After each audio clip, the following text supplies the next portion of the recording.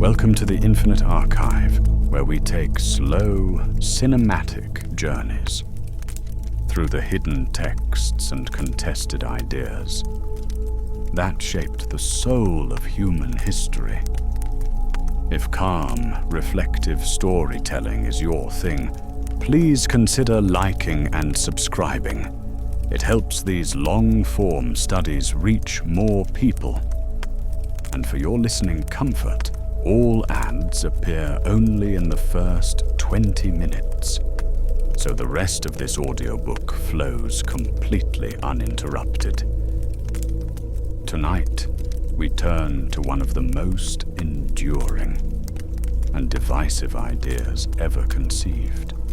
An idea that inspired revolutions, built welfare states, toppled empires, and sparked some of the fiercest debates of the modern age: socialism. A word that has meant many things to many people. Brotherhood to some, tyranny to others, hope for the poor, fear for the powerful. It is an idea born in factories, and philosophy forged in revolutions and parliaments, and carried across continents by workers, dreamers, and dissidents. What does socialism actually mean?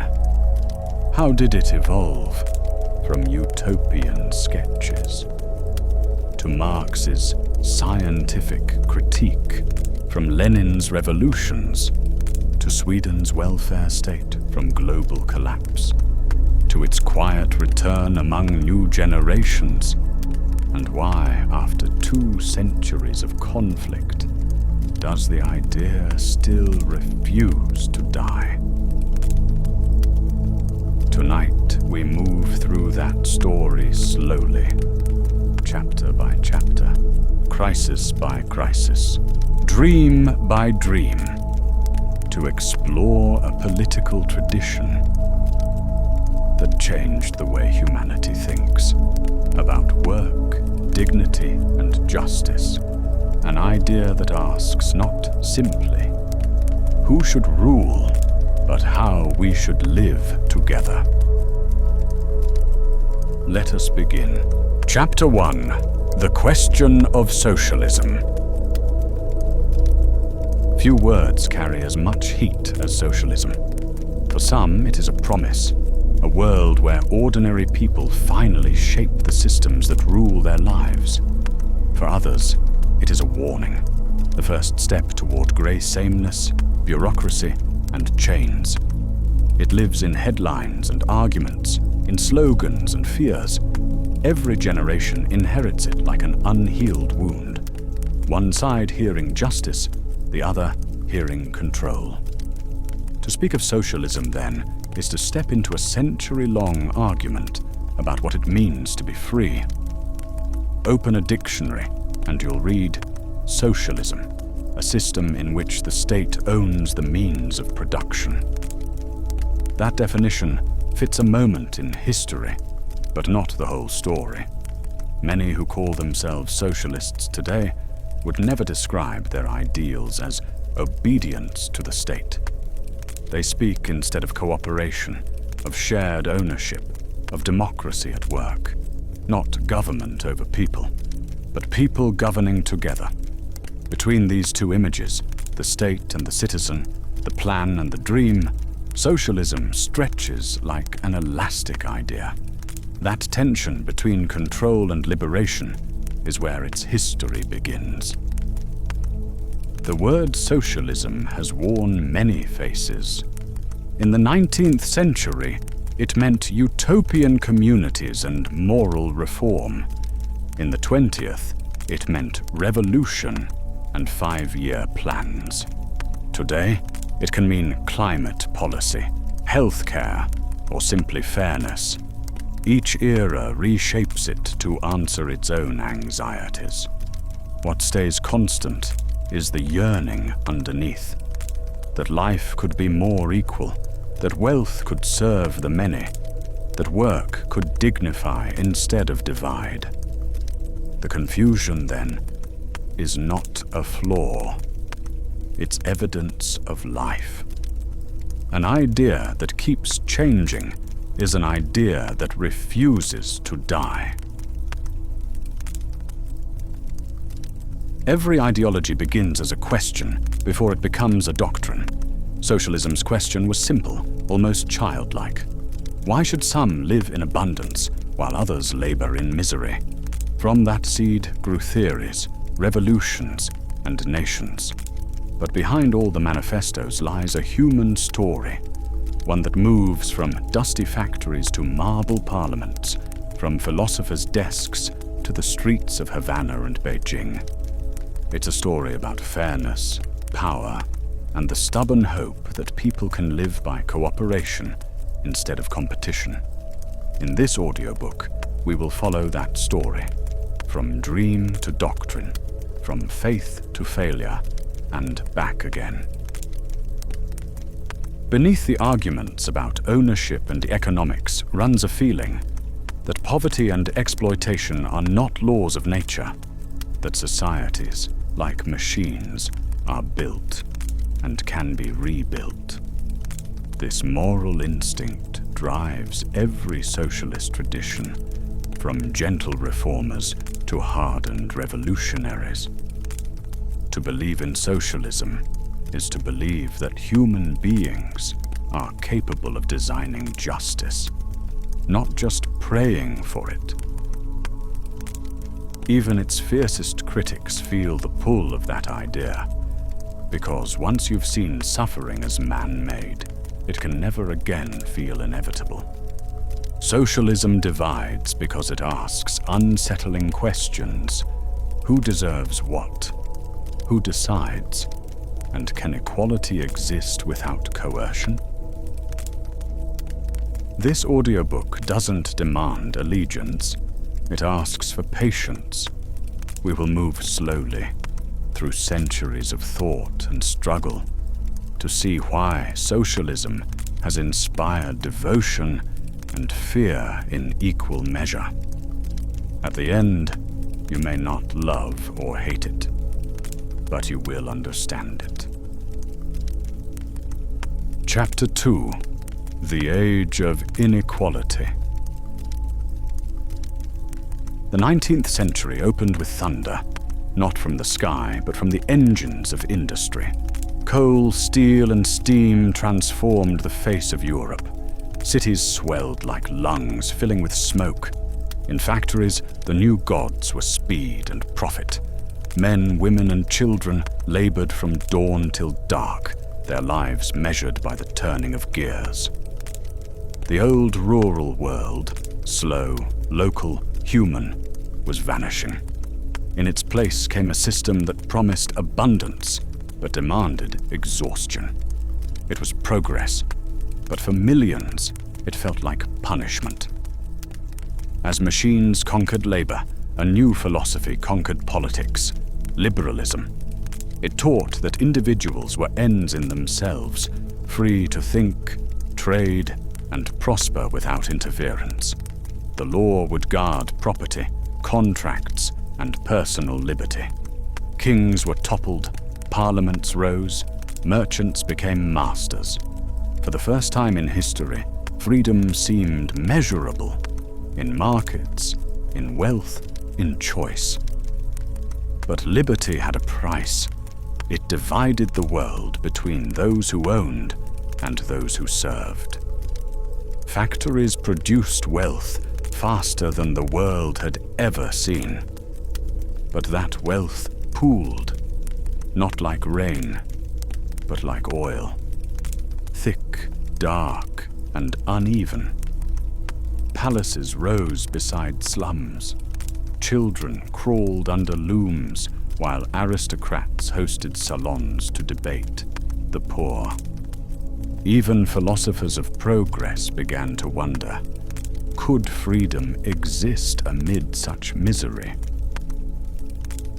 The machine had broken the chains of kings, only to forge new ones in iron and wage. For centuries, poverty was accepted as destiny, God's hierarchy, nature's order. But in the glare of new cities, it looked different. The poor were not lazy or cursed. They were trapped in a system designed for others' gain. Writers, priests, and reformers began to whisper the same dangerous thought. If this suffering is built by men, then men can unbuild it. That realization, more than any manifesto, was the birth of modern socialism. In the old world, society was arranged like a staircase, nobles above, peasants below, and everyone knew their place. But the factory redrew the steps. Titles mattered less than ownership. The new divide was not between birthrights, but between those who owned the machines and those who fed them. A merchant could rise higher than a duke. A laborer could fall lower than a serf. Out of this tension came a new word that would shape the next 2 centuries: class. It named at last what the rich preferred to call fate. The first socialists were not economists. They were moralists. They wrote pamphlets instead of treatises, sermons instead of statistics. They spoke of hunger, of dignity, of brotherhood. Some built cooperatives, others preached reform. None agreed on details, but all shared a conviction that society could be designed, not merely endured. In smoky taverns and meeting halls, the word social began to mean something revolutionary, that human beings might rise or fall together. Revolutions rarely begin with theories, they begin with feelings. In the factories and slums of industrial Europe, indignation became a kind of faith. Writers saw nobility in the worker's calloused hand. Poets turned pity into prophecy. A moral wind was rising, the belief that justice was not a gift from above, but a duty among equals. That wind would gather strength, find names, and one day call itself socialism. Chapter 3. The First Dreamers. We begin in early 19th century France, the 1820s, a world rebuilding after revolution and war. Factories and railways were emerging, fortunes were being made, and yet poverty still spread like smoke. Among the first to confront this contradiction was Claude-Henri de Saint-Simon, a visionary aristocrat turned social critic. He believed that society should be guided not by birth or conquest, but by usefulness. Engineers, inventors, and workers, those who built and produced, were the true nobility of the new age. Saint-Simon called for a new Christianity, a moral order where brotherhood replaced privilege and science replaced superstition. He imagined a society organized for the benefit of the most numerous and the most poor. In his writings, socialism was not yet a doctrine, it was a conscience. The idea that progress should serve people, not profit, began here. Where Saint-Simon moralized industry, Charles Fourier wanted to reinvent it. Born in 1772, he watched merchants and manufacturers turn labor into drudgery, and he concluded that misery was not destiny, it was bad design. He proposed the phalanstère, a self-sufficient cooperative community of about 1,600 people, where every task could be made pleasurable through variety and choice. If people rotated work and followed their natural passions, he argued, production would soar and conflict would fade. Competition would be replaced by harmony, duty by desire. Fourier's vision was fantastical. Seas of lemonade, 12-hour pleasure schedules. But beneath the eccentricity lay something radical. The belief that happiness could be organized just as efficiently as profit. He turned socialism into an experiment in human nature itself. Across the Channel in Scotland, another reformer tested similar dreams with real machinery. Robert Owen, a Welsh industrialist, managed a cotton mill at New Lanark, one of the largest in Britain. Instead of exploiting his workers, he improved their lives. He shortened hours, banned child labor under 10, built clean housing, and opened one of the first infant schools in the world. Owen believed people were shaped by their environment. Change the conditions, and you change the person. He saw education as the true engine of progress and kindness as good business. Visitors from across Europe came to marvel at his model village, proof that profit and humanity need not be enemies. For Owen, the factory was not a prison. It could be a classroom for a better society. Saint-Simon, Fourier, and Owen were later called the utopian socialists, not as an insult, but as a description of their faith in persuasion over violence. They believed that if one good community could be built, the world would follow. Fourier's followers tried to found phalansteries in France and America. Owen established communes in Britain and Indiana. These early socialists preached evolution, not overthrow. They wanted to inspire the powerful, not destroy them. Where later Marxists would see class war, the utopians saw moral conversion. They were less revolutionaries than architects of hope. Most of these experiments collapsed within a few years. Fourier's colonies splintered over money and management. Owen's New Harmony in Indiana dissolved in debt and disagreement. The dreamers underestimated how deeply competition and ambition ran in human nature, and how hostile governments could be to collective living. Their ideals were noble, but their structures fragile. Yet even in failure, they proved something powerful, that inequality was not inevitable, only engineered. When their communes vanished, their values remained. From Saint-Simon came the respect for industry and science.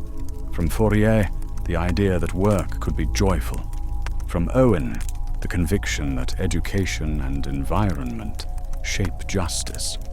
Later reformers would draw on all three.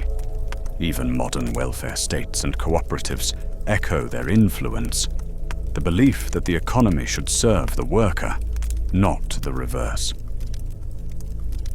Their blueprints crumbled, but their ethics became part of the world's conscience.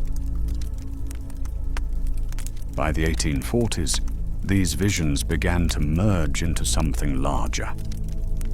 The moral reformers had planted a spiritual seed, that human beings could create a just society through reason, cooperation, and shared labor.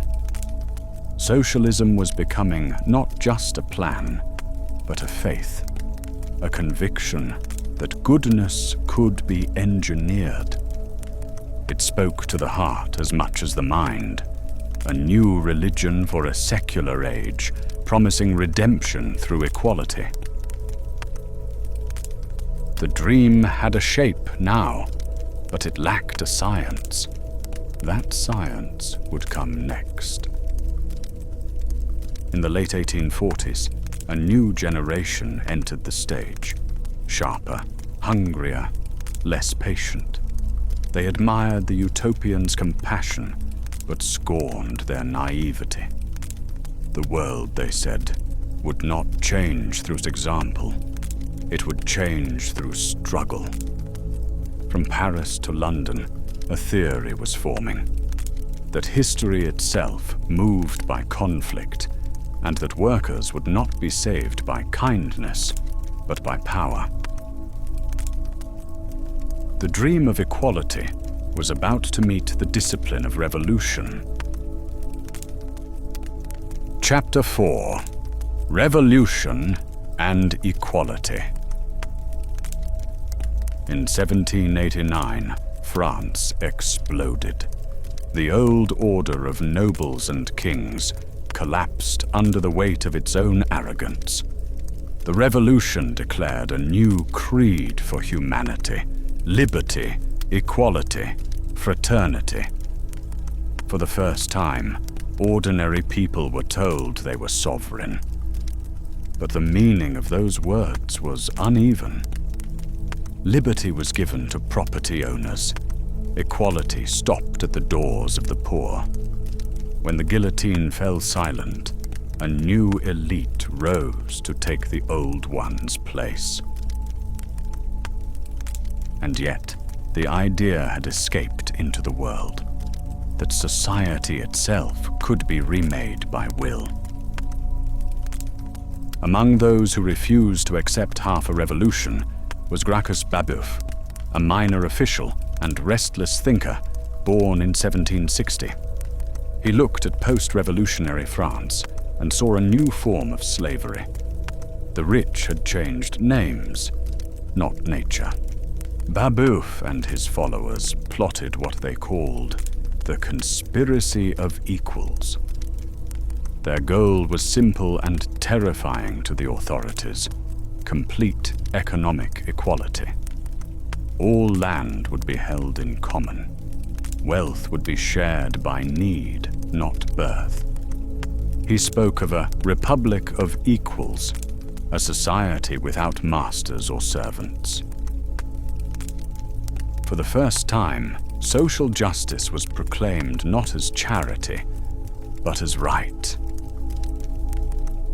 Babeuf's vision went further than any reformer before him. He argued that as long as private property existed, inequality would return like a disease. The only cure was to abolish property itself, to make the community the sole owner of wealth. Labor would be shared, education universal, consumption equal. It was a blueprint for a classless world, what later centuries would call communism.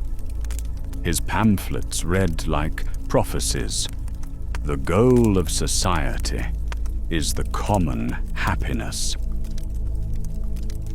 In his hands, the revolution's motto grew from rhetoric into a social science. In 1796, Babeuf's group published their Manifesto of the Equals, a short, fiery text that predates Marx by half a century. It declared that the French Revolution had failed because it had changed politics without changing property. They called for a second revolution, one that would finish what 1789 had begun: not just rights for citizens, but economic justice for all. The language was moral, almost religious. We wish for real equality or death. To its authors, this was not hyperbole. It was revelation. The modern socialist tradition was about to find its first martyr. The conspiracy of equals never reached the streets. Before they could rise, Babeuf and his followers were betrayed, arrested, and put on trial for treason. In 1797, he was executed by guillotine, condemned by the same revolutionary justice that had once promised equality. His death marked the end of the revolution's radical phase. But ideas, unlike conspiracies, cannot be executed. His dream of collective ownership, of equality not as mercy but as structure, survived in secret societies and underground journals across Europe. In dying, Babeuf gave socialism its first martyr's story. For those who came after, Babeuf's failure was not discouragement, but instruction. He had proved that moral appeals to power were not enough, that the ruling classes would never surrender privilege voluntarily. If equality was to be achieved, it would have to be seized. This was the birth of a new conviction, that revolution was not chaos, but a necessary mechanism of history. Where the utopians had preached harmony, Babeuf's disciples preached struggle. Socialism was no longer a sermon. It was becoming a strategy. Decades later, young radicals studying the wreckage of the French Revolution found Babeuf's writings and recognized a kindred voice. Among them was a German philosopher named Karl Marx. He saw in Babeuf's rebellion a prototype, a movement that had glimpsed truth but lacked theory. What Babeuf felt, Marx would try to explain. Why inequality always returned, and why revolution might be its only cure. The age of moral socialism was ending. The age of scientific socialism was about to begin. Chapter 5. From Ideal to Theory, Marx and Engels. To understand Marx, we must first return to Germany in the early 19th century, a land of poets and philosophers, not yet a unified nation. Its greatest thinker, Georg Wilhelm Friedrich Hegel, had declared that history itself had meaning, that human freedom unfolded through a grand dialectical process. In Hegel's view, every age contained a contradiction, a clash between what it was and what it aspired to be. From that tension came conflict, and from conflict, progress. But for Hegel, this process was spiritual, a movement of mind, or Geist, realizing itself in the world. The state, for him, was reason made flesh, the culmination of humanity's search for order and freedom. His ideas were abstract, immense, and intoxicating, and among those intoxicated were two young men who would soon turn his philosophy upside down. Marx began as a student of Hegel, but he soon reversed the formula. If Hegel saw history as the evolution of ideas, Marx saw it as the evolution of material life. He argued that it is not consciousness that shapes existence, but existence that shapes consciousness. People do not think their way into new realities. They work their way into them. The tools they use, the resources they control, and the relationships they form in production determine their beliefs, institutions, and even morals. This was his materialist conception of history, a revolution in thought that shifted philosophy from the heavens to the workshop. The engine of history was no longer spirit, it was labor. Every society, Marx argued, rests on a particular mode of production, a pattern of how people make and distribute what they need to survive. In primitive communities, property was shared. In slave empires, masters owned both land and people. In feudalism, lords ruled through land and duty. And in capitalism, wealth came from ownership of machines and markets. Each mode contained its own contradictions between ruler and ruled, owner and worker, which eventually tore it apart and gave birth to the next. For Marx, this was not speculation, but law. History moved by necessity from one economic order to another. Human freedom advanced not through moral persuasion, but through material transformation. To understand any civilization, he said, look not at its kings or creeds. Look at how it produces its bread. From this material vision flowed a daring conclusion that history is not a smooth ascent, but a series of class struggles. Each age divides humanity into those who control production and those who must sell their labor to survive. In ancient times, it was masters and slaves. In feudalism, lords and serfs. In modern industry, it was the bourgeoisie and the proletariat. These oppositions, Marx wrote, are not moral accidents. They are structural.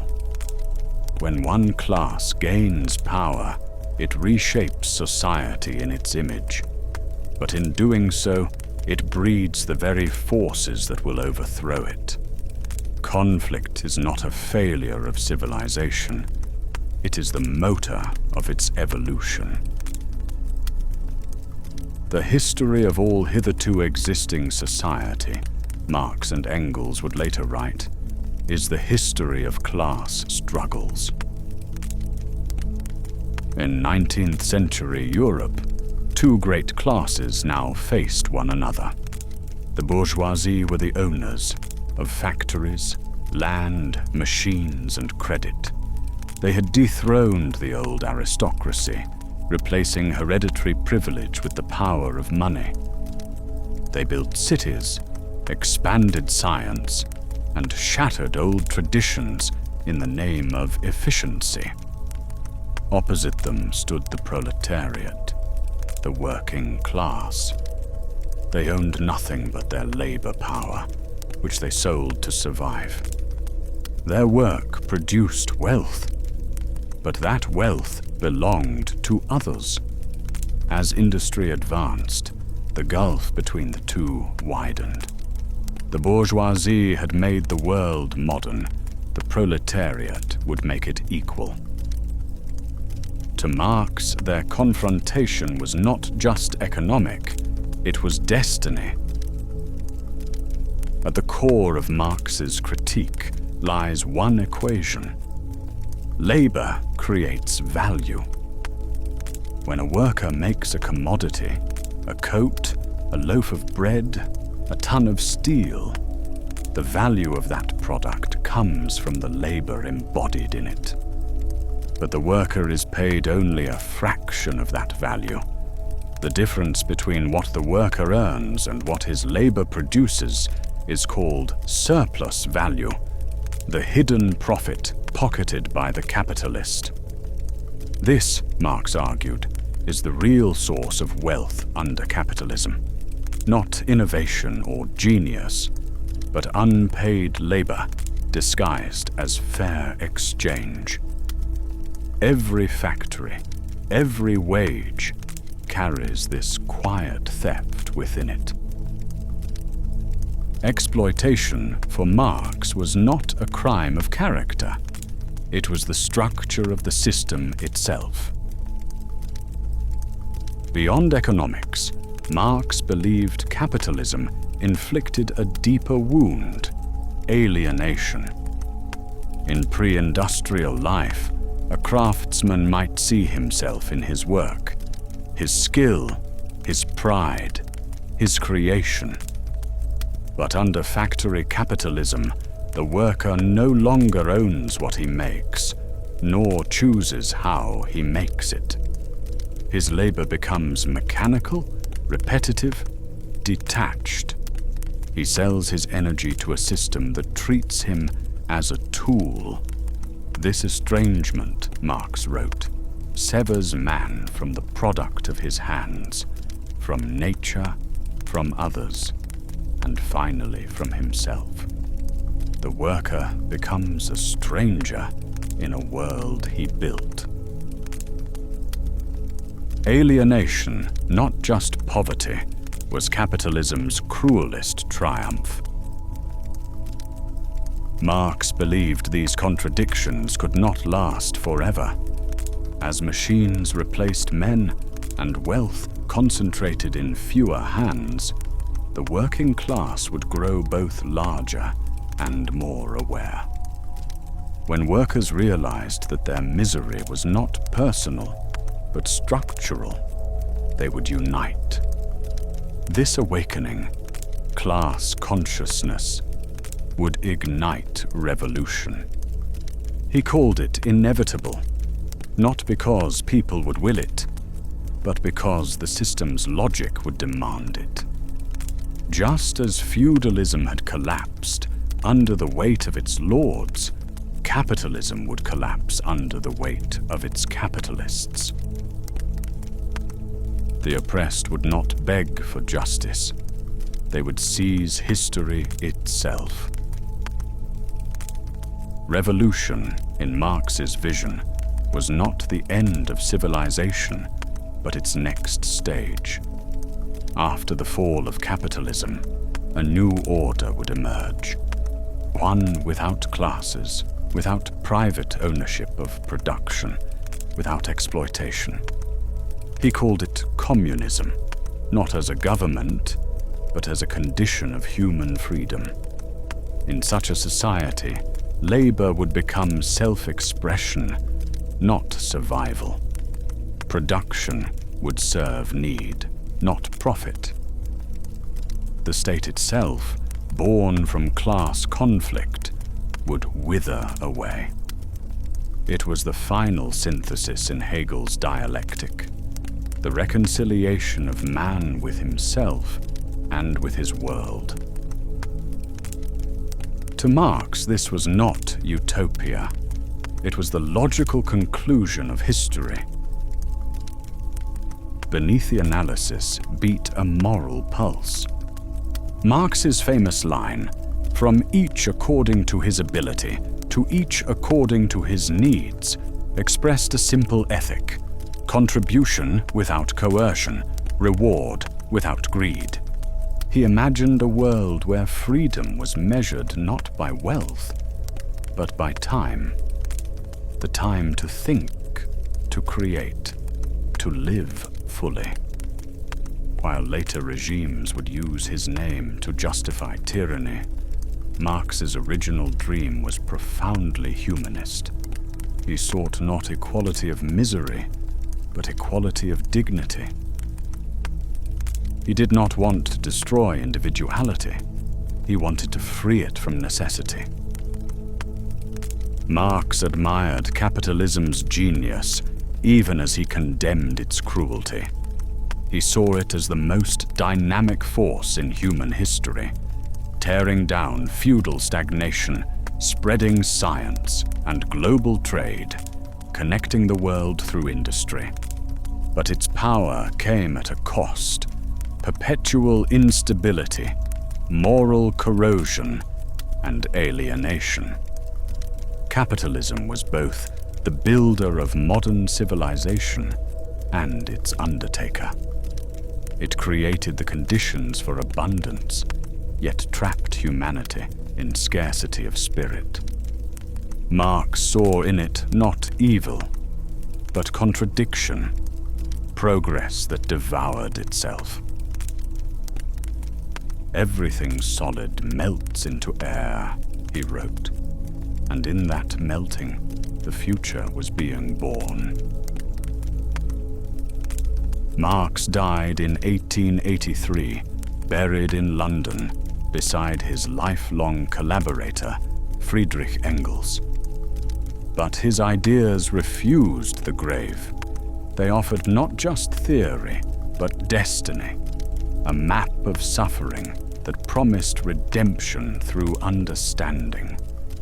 To his followers, he became both scientist and seer. To his critics, a heretic who mistook history for fate. Yet no one could ignore him. His language, class, ideology, alienation, revolution reshaped how humanity speaks about power. More than a century later, we still live in his shadow, arguing in his vocabulary. Marx gave socialism its mind and its myth. Chapter 6: The Communist Manifesto. The year 1848 was the trembling edge of a continent. Industrial capitalism had transformed cities into engines of wealth and poverty. Food shortages, joblessness, and political repression festered from Paris to Vienna. The promises of liberty made in 1789 had turned to dust. Monarchs had returned. Parliaments served property. The working class, newly literate and newly desperate, was beginning to organize in unions, clubs, and underground presses. Revolutions erupted almost simultaneously across Europe, shaking empires and terrifying the elite. It was in this atmosphere of tension and hope that two exiled intellectuals, Karl Marx and Friedrich Engels, were asked to write a declaration for a small network of radicals known as the Communist League. The result would become the most influential political pamphlet ever written. It begins like a ghost story. A spectre is haunting Europe, the spectre of communism. In those opening words, Marx and Engels announced not an argument, but an arrival, a haunting presence born from the contradictions of modern life.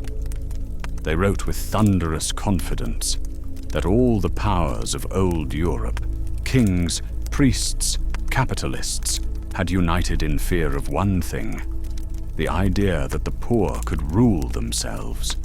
The manifesto was less a text than an exorcism, a declaration that the ghosts of the oppressed had become the authors of history.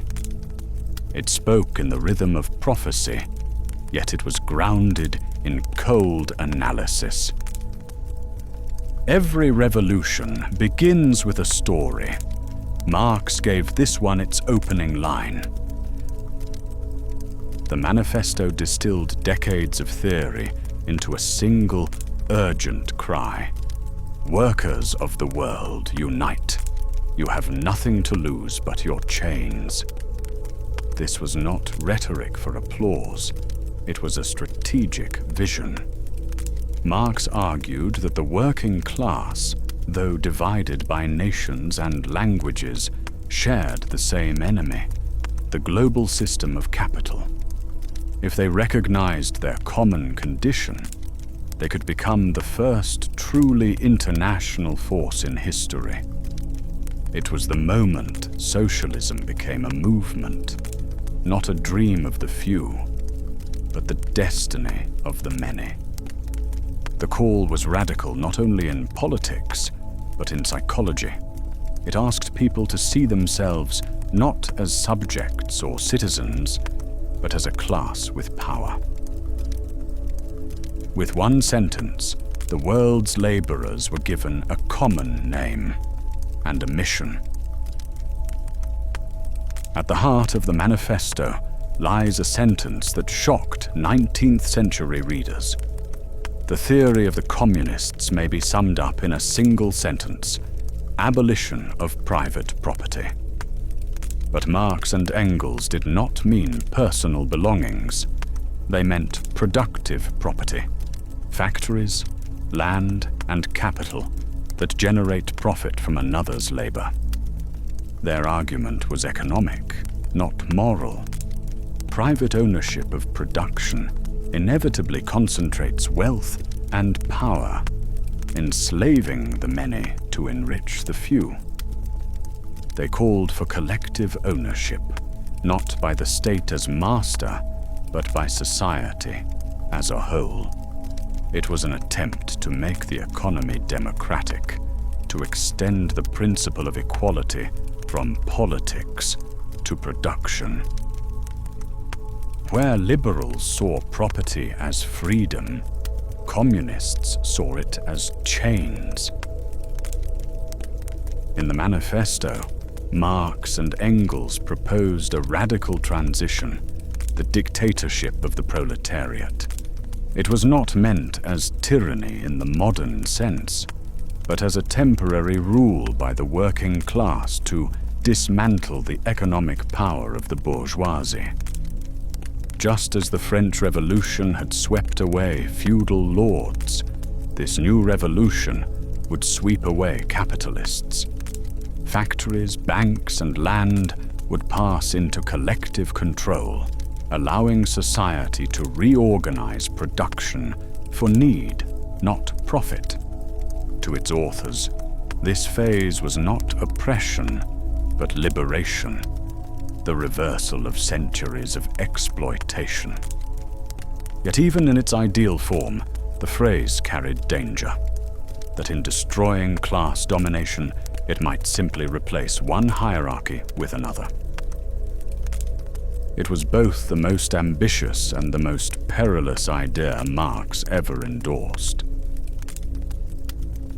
Marx wrote not as an agitator, but as a diagnostician. He argued that revolution was not a matter of taste or morality. It was structural necessity. Capitalism, by its nature, concentrates wealth, expands inequality, and drives crises of overproduction. When markets collapse and workers starve amid abundance, rebellion becomes rational. The bourgeoisie, he said, produces its own grave diggers.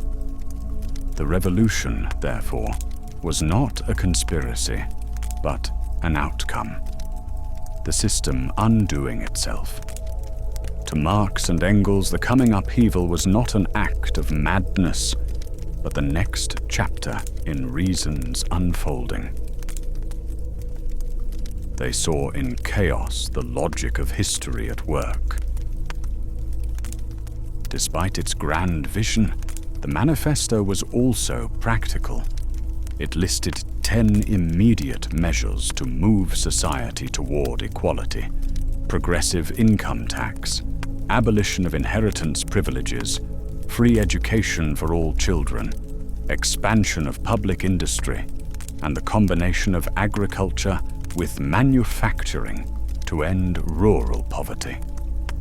These were steps, not toward utopia, but toward fairness. Some of them, once dismissed as revolutionary, would later become standard policy in modern democracies. Even stripped of its rhetoric, the Manifesto quietly reshaped what justice would mean in the industrial age. Marx and Engels insisted that socialism could never survive in one country alone. Capital was global. It crossed borders freely, so liberation had to do the same. They called for workers of all nations to see themselves as a single movement, bound not by flag, but by class. This internationalism was one of their boldest departures from the politics of their time, where nationalists dreamed of borders and glory. The communists dreamed of solidarity without boundaries. It was a vision both inspiring and dangerous. Inspiring because it promised universal brotherhood. Dangerous because it asked people to abandon the nation, the deepest loyalty of the age. The struggle for equality had become planetary.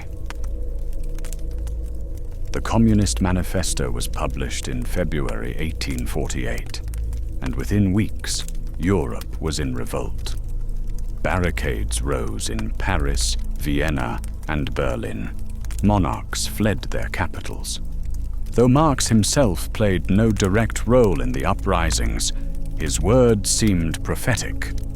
In the decades that followed, the Manifesto was banned, burned, translated, and secretly reprinted across continents. To some, it was a handbook for justice. To others, a manual for chaos. It became the most famous pamphlet in political history, short, poetic, and indestructible. Its authors had not just written a text, they had launched a vocabulary for rebellion. Chapter 7: Crisis and Revision. When Karl Marx died in 1883, the world he had described was already changing. The Industrial Revolution had entered its second phase. New machines, new markets, and new empires. Railways bound continents together, and electricity turned night into day. Capitalism, far from collapsing, seemed to be thriving. Wages were rising modestly, unions were legalizing, and in several countries, workers were winning the vote. The predicted apocalypse had not arrived. For the first time, socialism faced a strange crisis, not of faith in its ideals, but of faith in its timetable. Had Marx misjudged how resilient capitalism could be? Nowhere did socialism grow faster than in Germany, where Marx's disciples turned his theory into a disciplined political force. The Social Democratic Party, SPD, became Europe's largest workers' party by the late 19th century.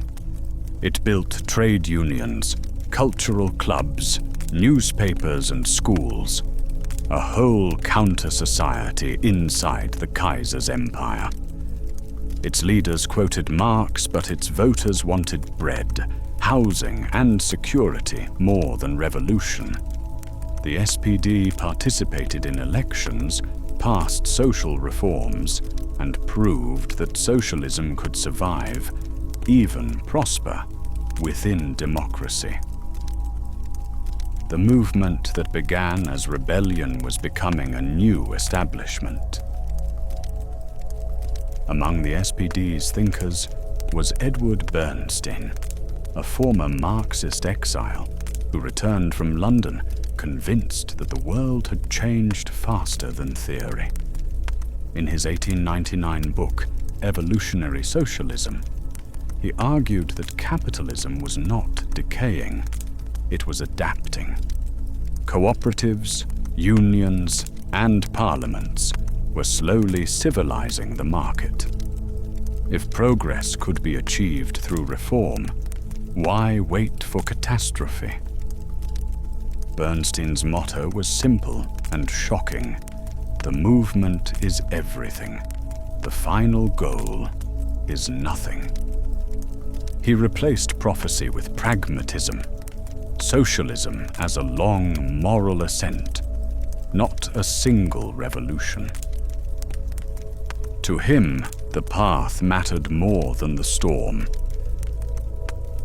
Bernstein's argument rested on an observation. Factories were still harsh, but living standards were rising. The middle class was expanding, and education was spreading.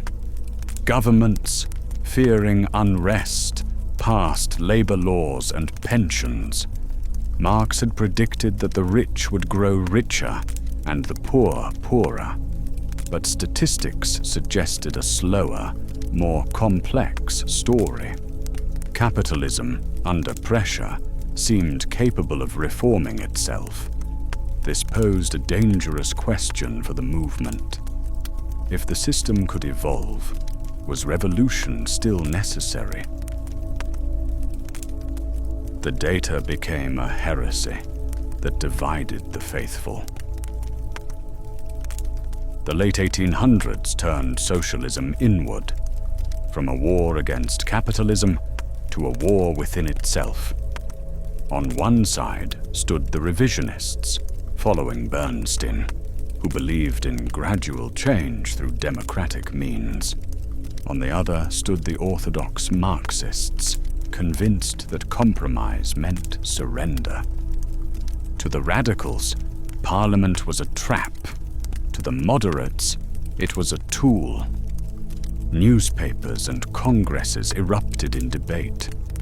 Could the state be captured peacefully, or must it be overthrown?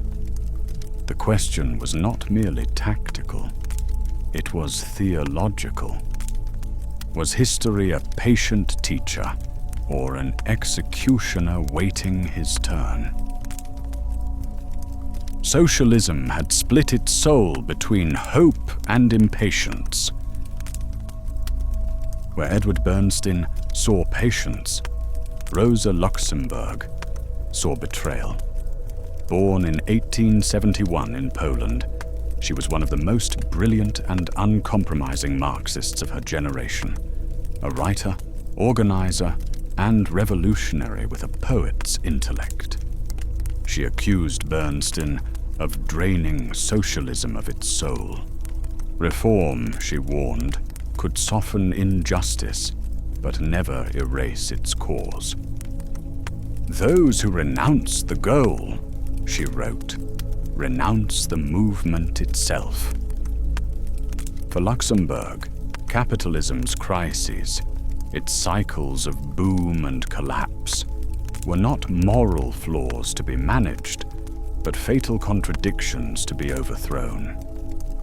She believed that history advanced through mass spontaneity, not parliamentary compromise, that revolution was not planned, but erupted when oppression reached its limit.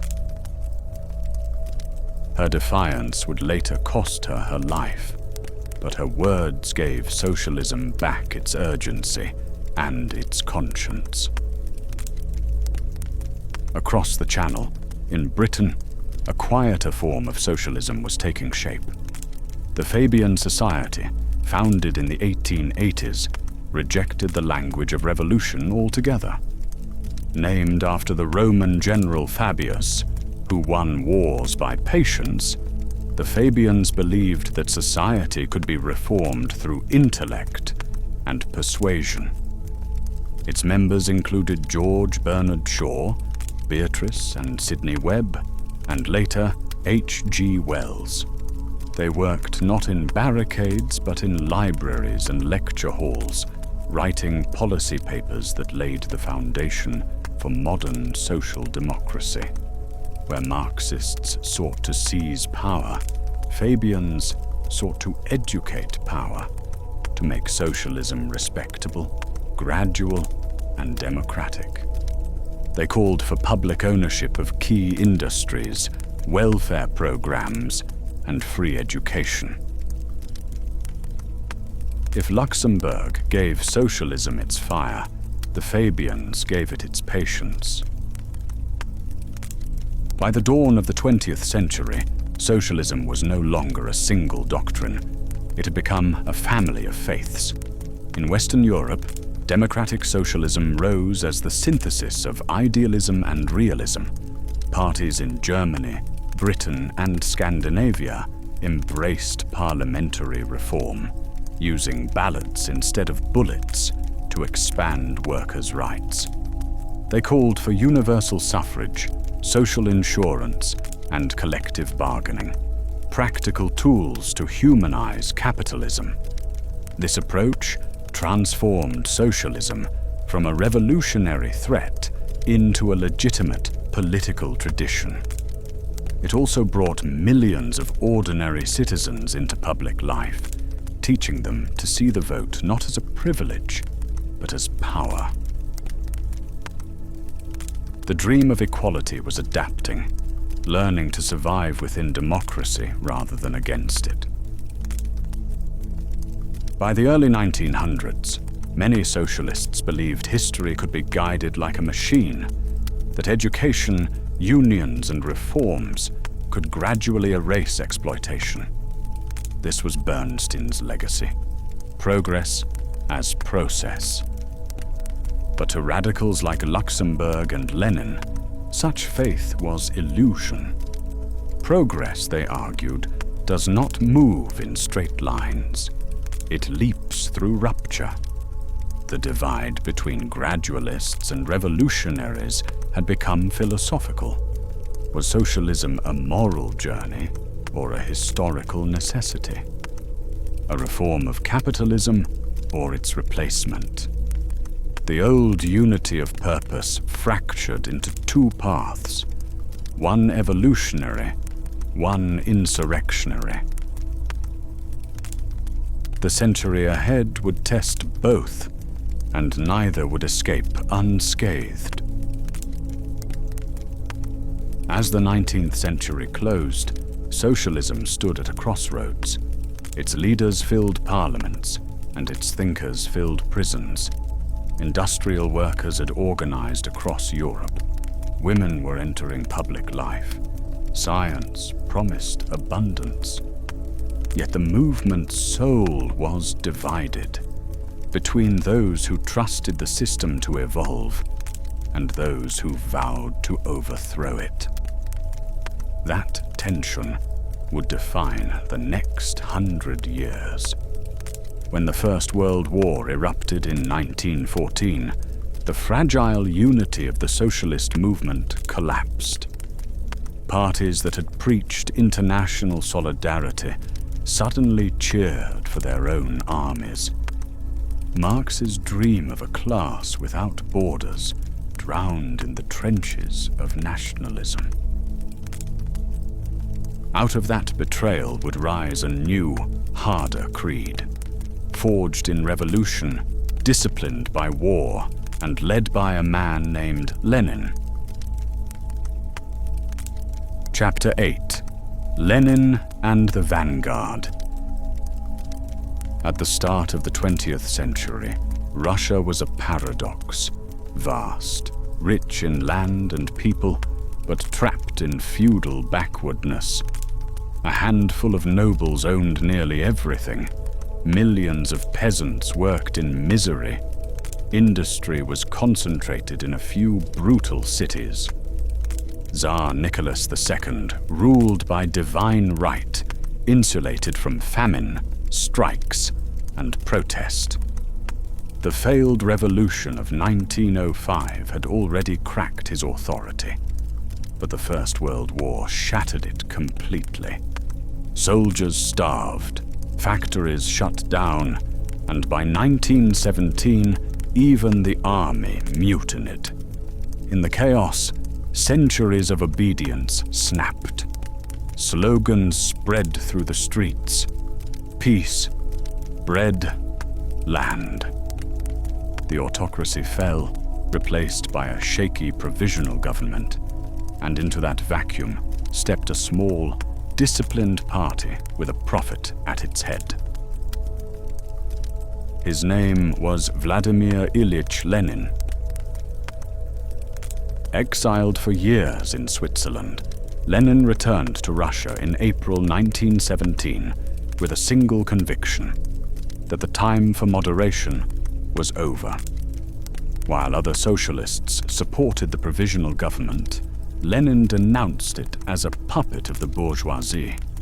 He demanded an immediate end to the war, transfer of land to peasants, and power to the Soviets, councils of workers and soldiers.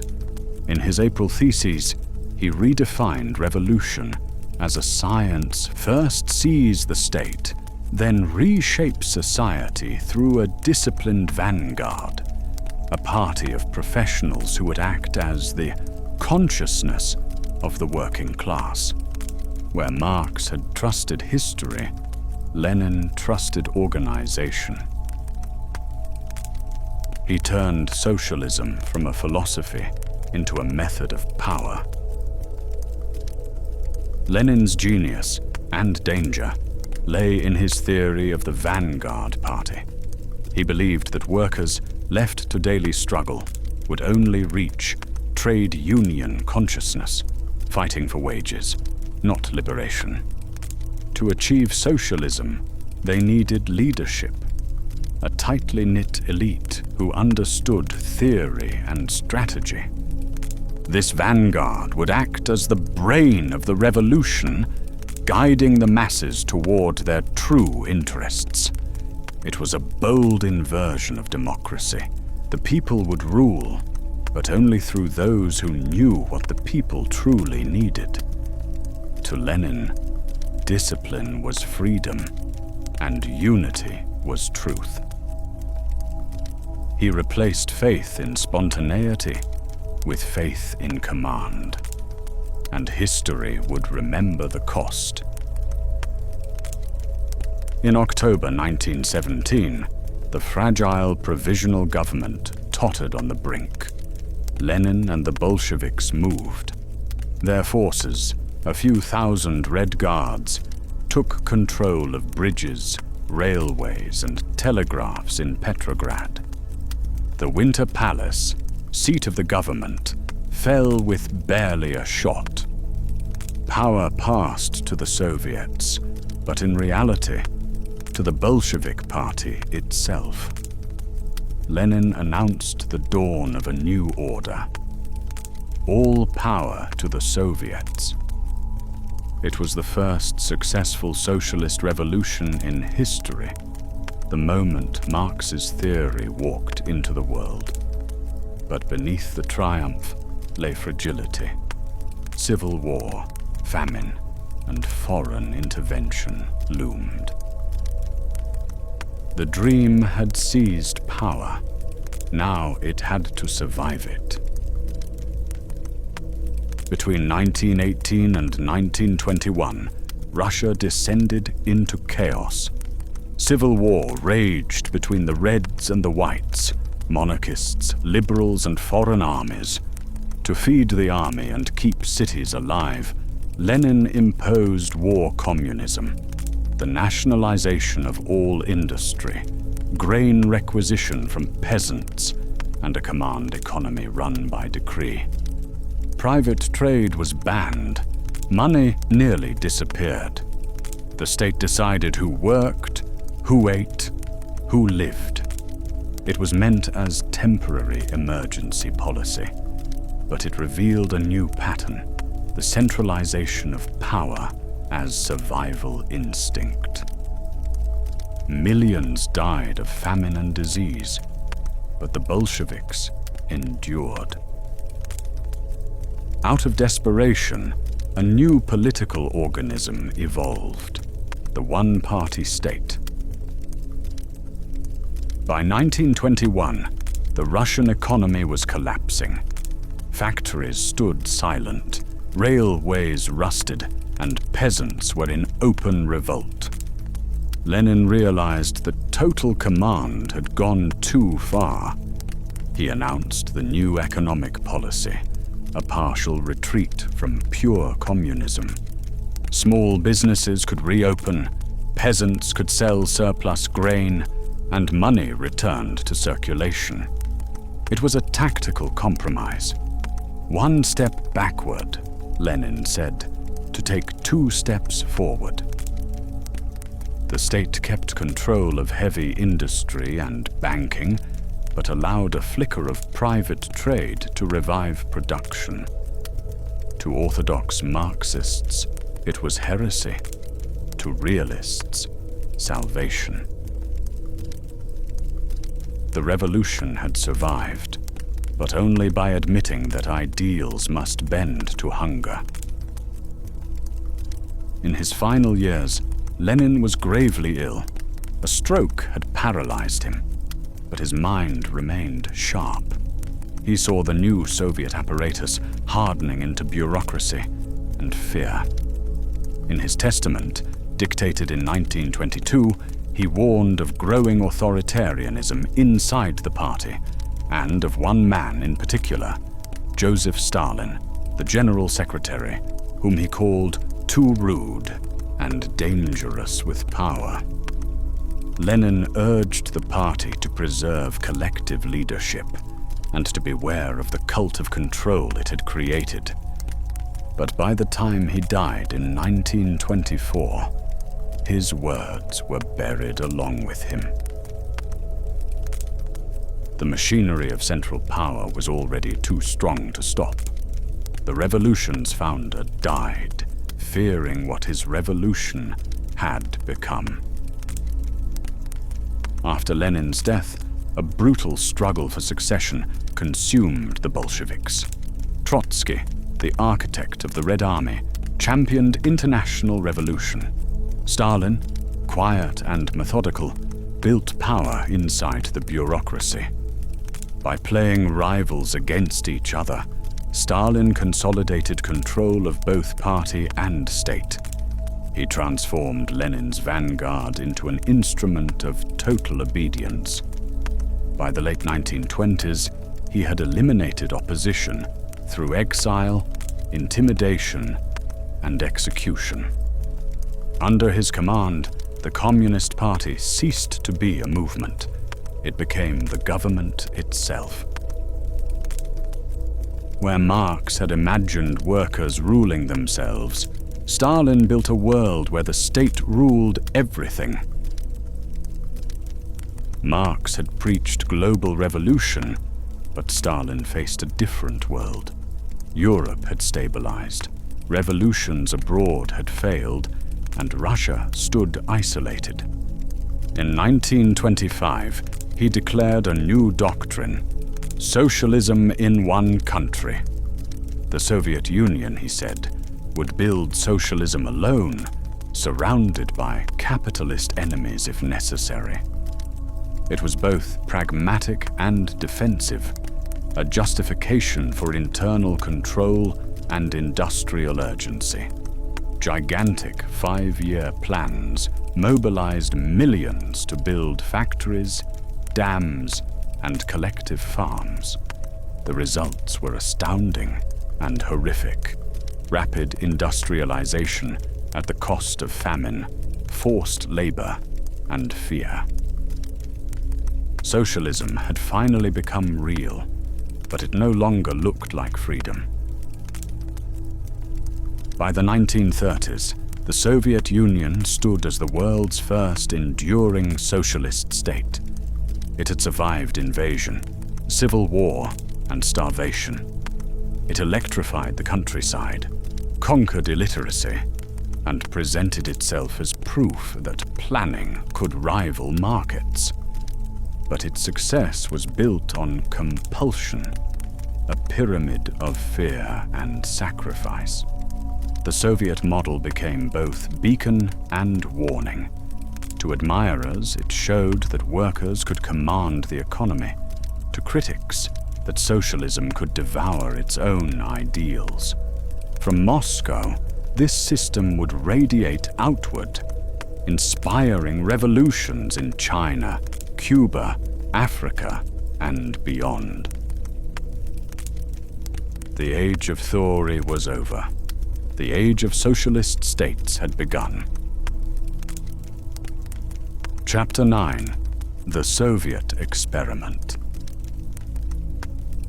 In the early years of Bolshevik rule, Russia became a vast social experiment, a laboratory for Marx's dream. Between 1918 and 1921, the policy known as war communism sought to abolish the old economy altogether. Private trade was banned, factories were nationalized, and all production was directed by decree. Money lost meaning. Goods were distributed through ration cards and requisition orders. Peasants were forced to surrender grain to feed the Red Army and the cities. The intent was ideological purity, a leap into a moneyless, classless society. But the result was disaster. Famine spread, industry collapsed, and millions died. Lenin would later admit that war communism was not a step toward socialism, but a response to war, and a near-fatal one. The first attempt to live without markets revealed how fragile theory becomes when it must feed the hungry. In 1921, the Bolsheviks retreated. The new economic policy, NEP, reintroduced limited capitalism under state supervision. Small businesses reopened, peasants could sell surplus crops, and markets returned to the cities.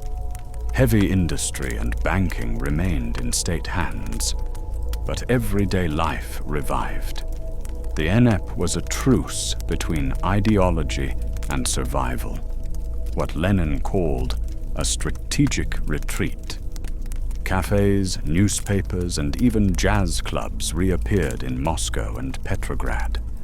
A new class of small traders, nicknamed Nepmen, flourished, symbolizing the uneasy coexistence of socialism and profit. To purists, it was betrayal. To pragmatists, salvation. For a brief moment, socialism looked less like command and more like compromise. After Lenin's death, Joseph Stalin ended the NEP with a single stroke. He declared that the Soviet Union must industrialize within a decade or perish. Through the 5-year plans launched in 1928, millions were mobilized to build steel plants, railways, and hydroelectric dams. The countryside was forcibly transformed through collectivization. Individual farms merged into giant state-run cooperatives. Those who resisted were branded kulaks, enemies of the people, and deported or executed. Grain was seized to fund industrial exports. Famine followed, killing millions in Ukraine and beyond. The nation modernized at astonishing speed, but the cost was unthinkable. Tractors replaced horses, but freedom vanished with them. Socialism had found its engine, and it ran on fear. The Soviet Revolution had promised to abolish hierarchy, but by the 1930s, it had created one more rigid than any czars. A vast bureaucracy arose, ministries, committees, and secret police, all orbiting around the Communist Party. Decisions that once came from Soviets now came from offices in Moscow. Officials gained privileges. Ordinary citizens lived under surveillance. Criticism became treason, and obedience became virtue. The NKVD, Stalin's secret police, enforced loyalty through arrests, show trials, and executions. Between 1936 and 1938, the Great Purge consumed the old Bolshevik Guard and silenced millions. Fear replaced debate as the language of socialism. The revolution that began with emancipation had perfected control. To hold such a vast system together, Stalin relied on myth as much as terror. A new religion emerged, the cult of personality. Portraits of Stalin filled classrooms, factories, and village halls. History books credited him with every victory. Failures were blamed on wreckers and traitors. The press, radio, and cinema turned the leader into an omnipresent father figure, wise, patient, and infallible. Children wrote letters to him as to a saint. At the same time, propaganda glorified labor. Heroic posters showed workers as soldiers in a war of production. Even science and art became tools of devotion. Truth was replaced by performance, and loyalty became the highest knowledge. The state had found a new alchemy, turning faith in equality into faith in one man. In the 1930s, planning replaced politics. The 5-year plans became sacred texts of the Soviet state, promises written in numbers. Every mine, factory, and farm was assigned a quota. Every citizen a target. To meet them was glory. To fail was crime.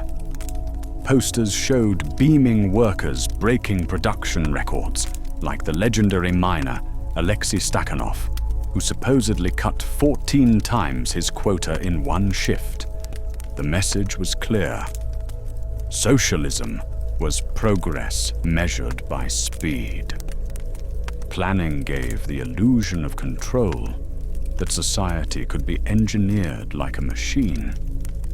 But behind the graphs lay exhaustion, falsified reports, and shortages hidden from view. The Soviet Union had turned hope into arithmetic, and arithmetic into faith. For ordinary citizens, socialism was not an ideology, but a routine. Apartments were cramped, queues were long, and shortages were constant. Yet life also improved in real ways. Literacy soared, healthcare expanded, women entered the workforce in record numbers, and millions left rural poverty for industrial jobs.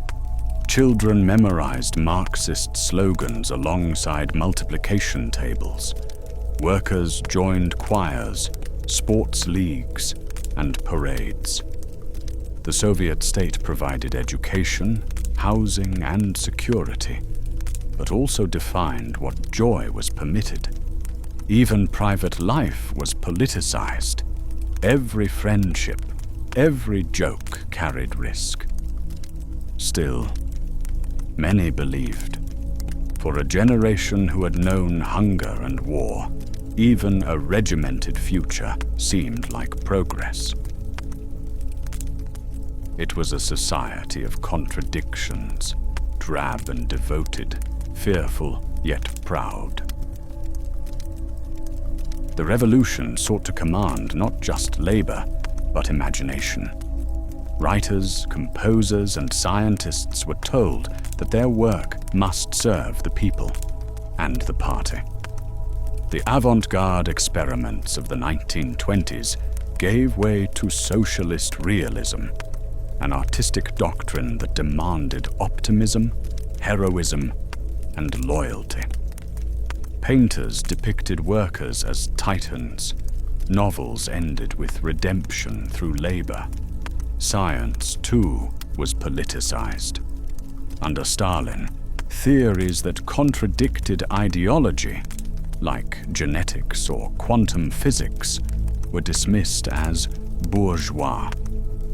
Yet even within constraint, creativity persisted.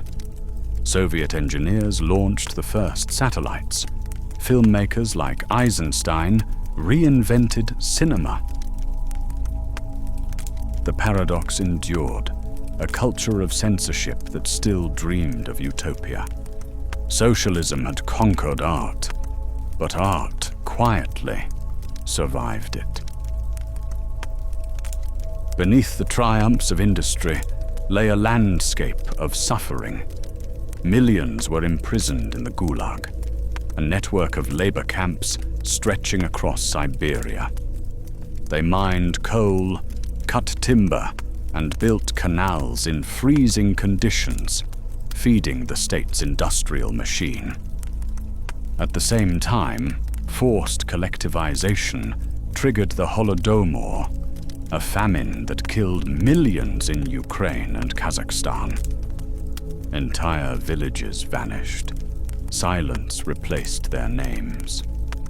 The party called it progress, the necessary cost of modernization. But in truth, it was the price of control. The Soviet dream had turned from emancipation to endurance. In the ledger of equality, human life became a statistic.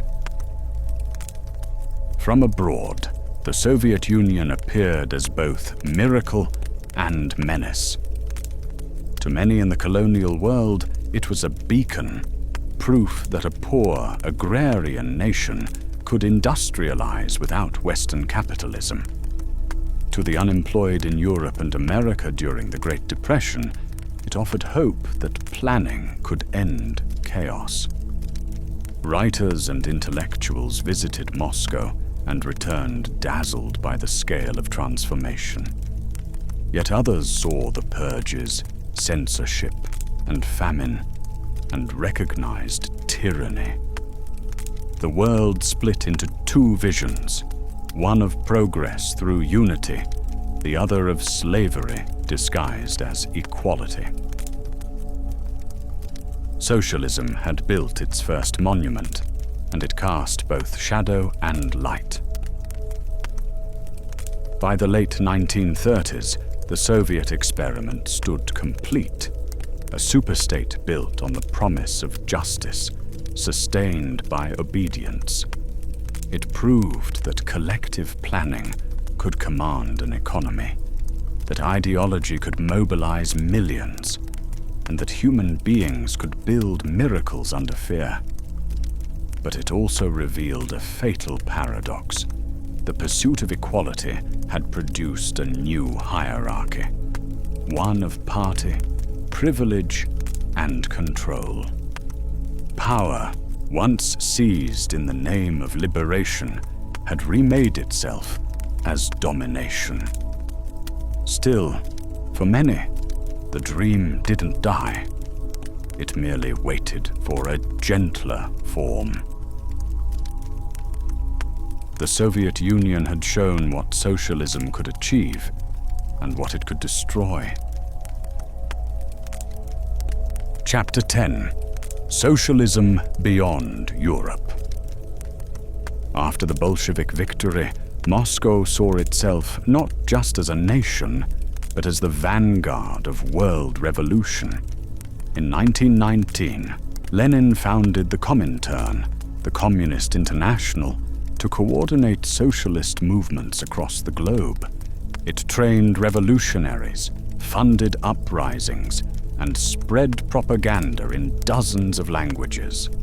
The Comintern's goal was clear: ignite class war in every empire, every colony, every factory. But exporting revolution proved harder than inspiring it. Western governments outlawed communist parties. Colonial powers crushed revolts. Even sympathetic movements struggled to translate Marx's industrial logic into the realities of agrarian societies. Still, the idea traveled, by pamphlet, by rumor, by faith. For millions living under empire, socialism became not just economics, but anti-imperialism, a language of dignity against domination. The dream had left Europe, carried now by the world's poor. In 1949, after decades of civil war, Mao Zedong and his Communist Party triumphed in China, the world's most populous nation. But China was not Russia. It was overwhelmingly rural, semi-feudal, and wounded by colonialism. Mao reimagined Marxism for peasants, not factory workers. He turned the village, not the city, into the engine of revolution. Under his leadership, land was seized from landlords, literacy campaigns swept the countryside, and women were declared equal to men. Yet Mao's rule also revealed the dangers of faith without restraint. The Great Leap Forward, an attempt to industrialize overnight through collective farming and backyard furnaces, led to one of the deadliest famines in history. Later, the Cultural Revolution unleashed chaos as students attacked teachers, art, and history itself in the name of purity. Mao's China stood as both revolution and warning. a vision of socialism powered by zeal and shadowed by tragedy. In 1959, another revolution captured the world's imagination. On the island of Cuba, a young lawyer named Fidel Castro and his comrade Che Guevara overthrew the US-backed dictator Fulgencio Batista. They promised land reform, literacy, and independence from foreign domination. When Washington turned hostile, Cuba turned to Moscow. The island became both a symbol and a battlefield in the Cold War, a socialist experiment 90 miles from Florida. Cuba's literacy rate soared, healthcare became universal, and its people took pride in defying empire. Yet the cost was isolation, censorship, and economic dependence on Soviet aid. For much of the world, Cuba embodied socialism's most romantic image, the small nation standing tall against giants. In the 1950s and 60s, as colonial empires collapsed, newly independent nations looked for a model of justice and self-reliance. Capitalism seemed tied to empire. Communism promised equality and national control. Leaders like Julius Nyerere in Tanzania, Kwame Nkrumah in Ghana, and Ahmed Ben Bella in Algeria spoke of African socialism, a blend of traditional communal values and modern planning. They nationalized industries, expanded education, and sought to unify diverse ethnic groups under shared purpose. But these visions collided with economic weakness, corruption, and Cold War pressure. Without strong institutions, state power became paternal rather than participatory. Still, for a generation, socialism gave Africa a language of pride, the belief that poverty was not destiny. It was less ideology than identity, a dream of reclaiming the future. As the 20th century deepened, the planet itself seemed split between two economic faiths. On one side, the United States and its allies championed capitalism, markets, and private freedom. On the other, the Soviet bloc defended socialism, planning, and collective equality. Each claimed to represent human progress. Each feared the other's contagion. Wars in Korea, Vietnam, and Afghanistan became proxy battles between ideologies.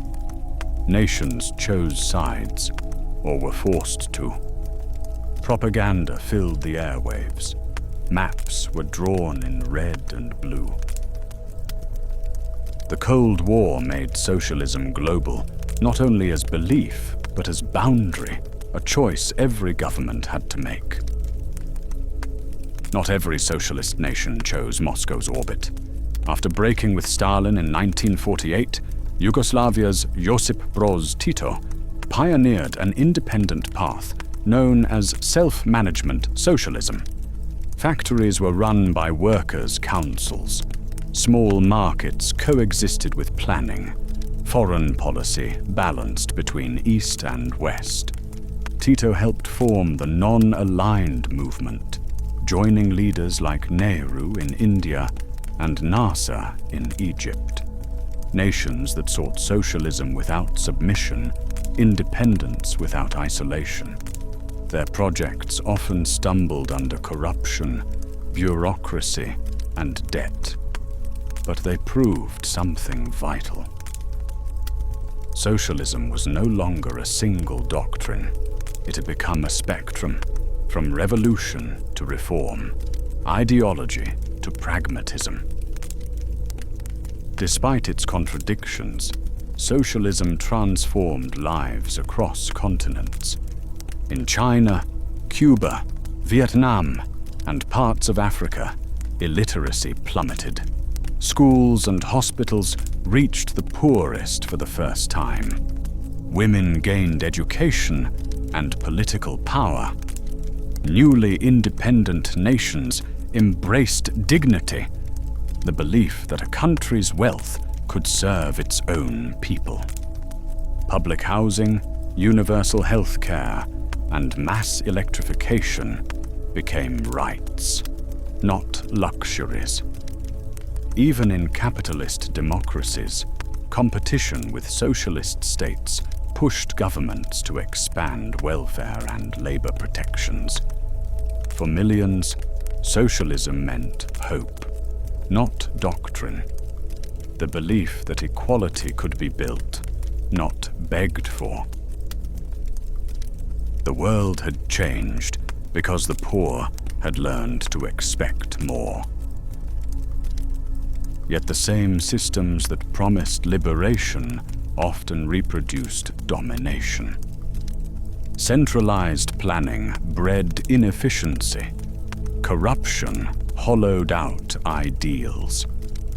Revolutionary leaders became rulers for life, guarded by secret police and slogans. In many nations, planned economies could not compete with global markets. Factories slowed, innovation stalled, shortages multiplied. By the 1980s, much of the socialist world faced debt, repression, and disillusion. Citizens who had once marched for equality now queued for bread. The line between socialism and state power blurred until the two became indistinguishable. An idea built to serve humanity had forgotten to serve its people.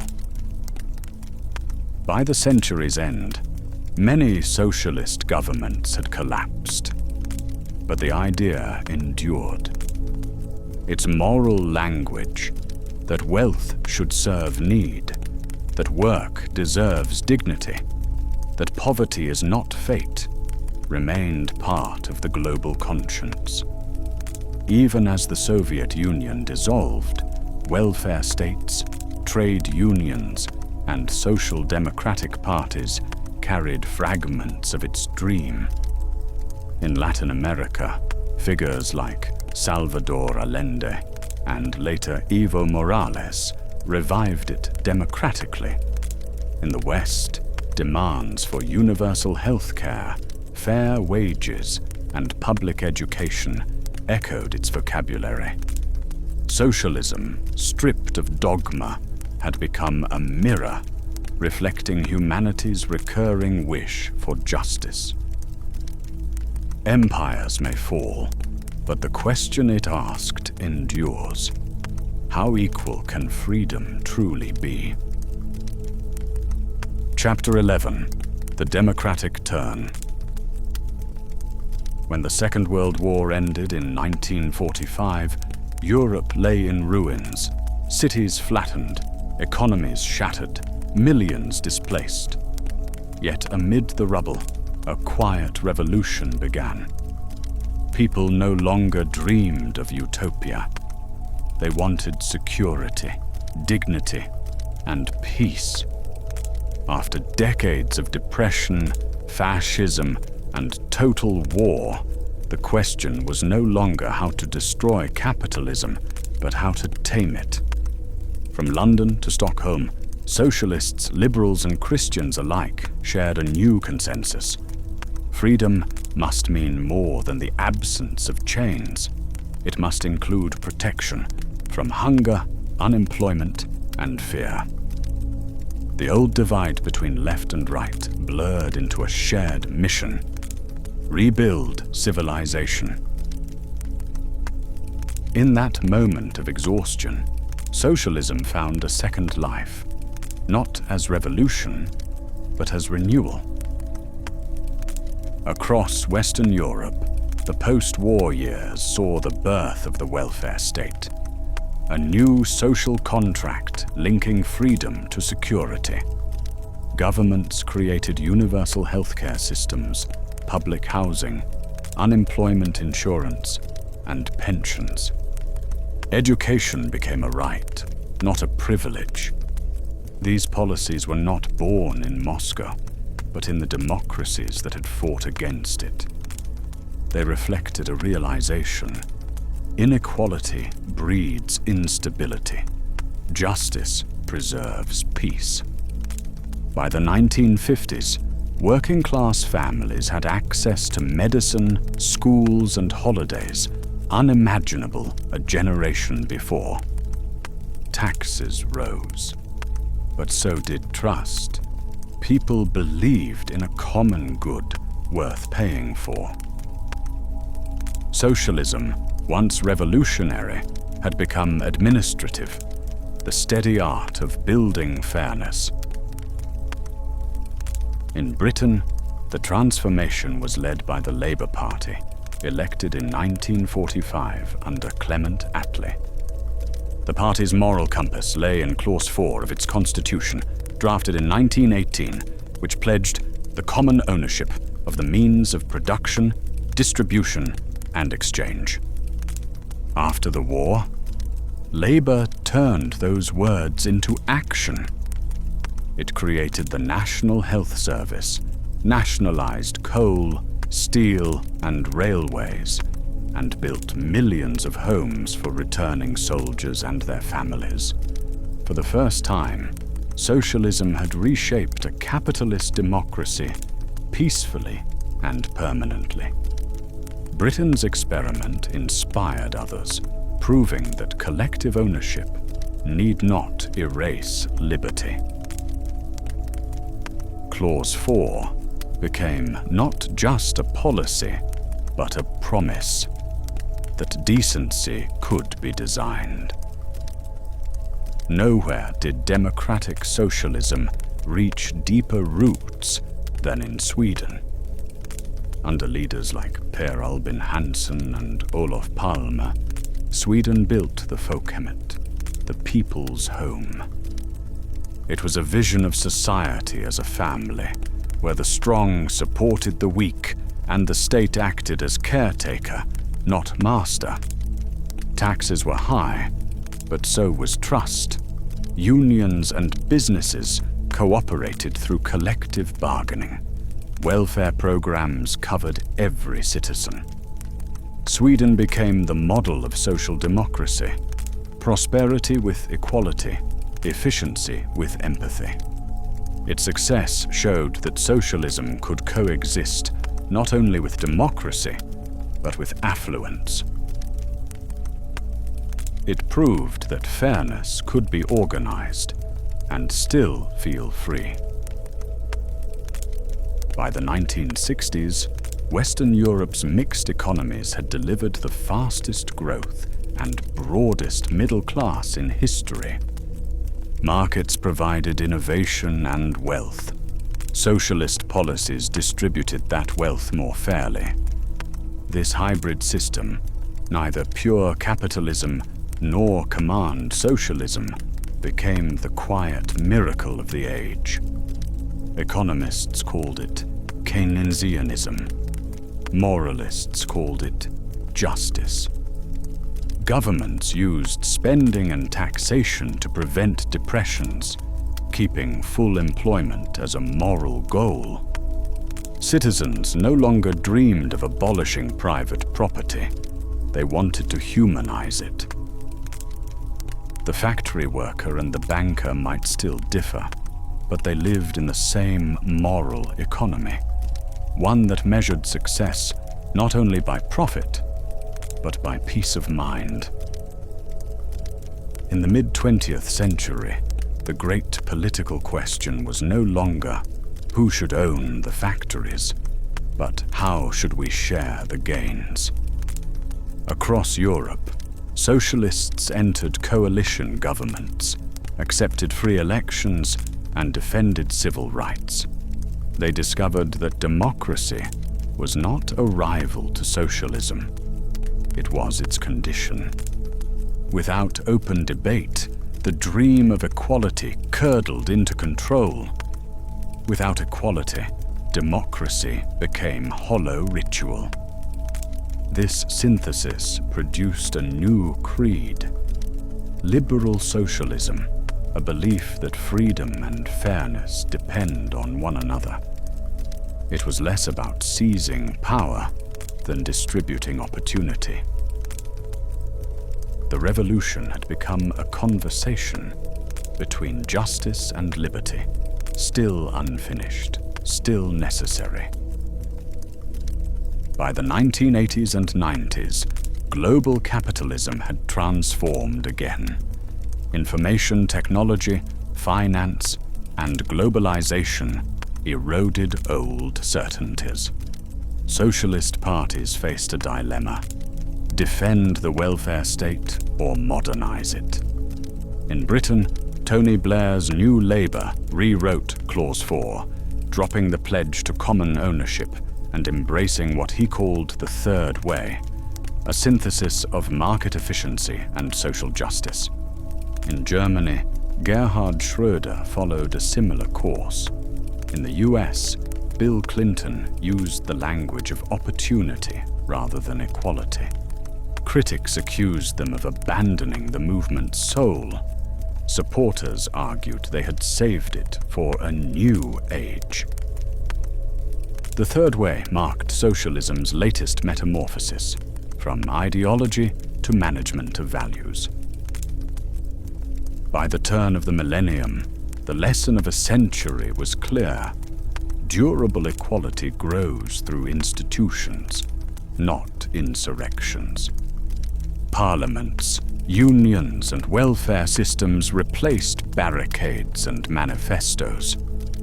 The tools of reform, taxation, education, and law became the engines of progress.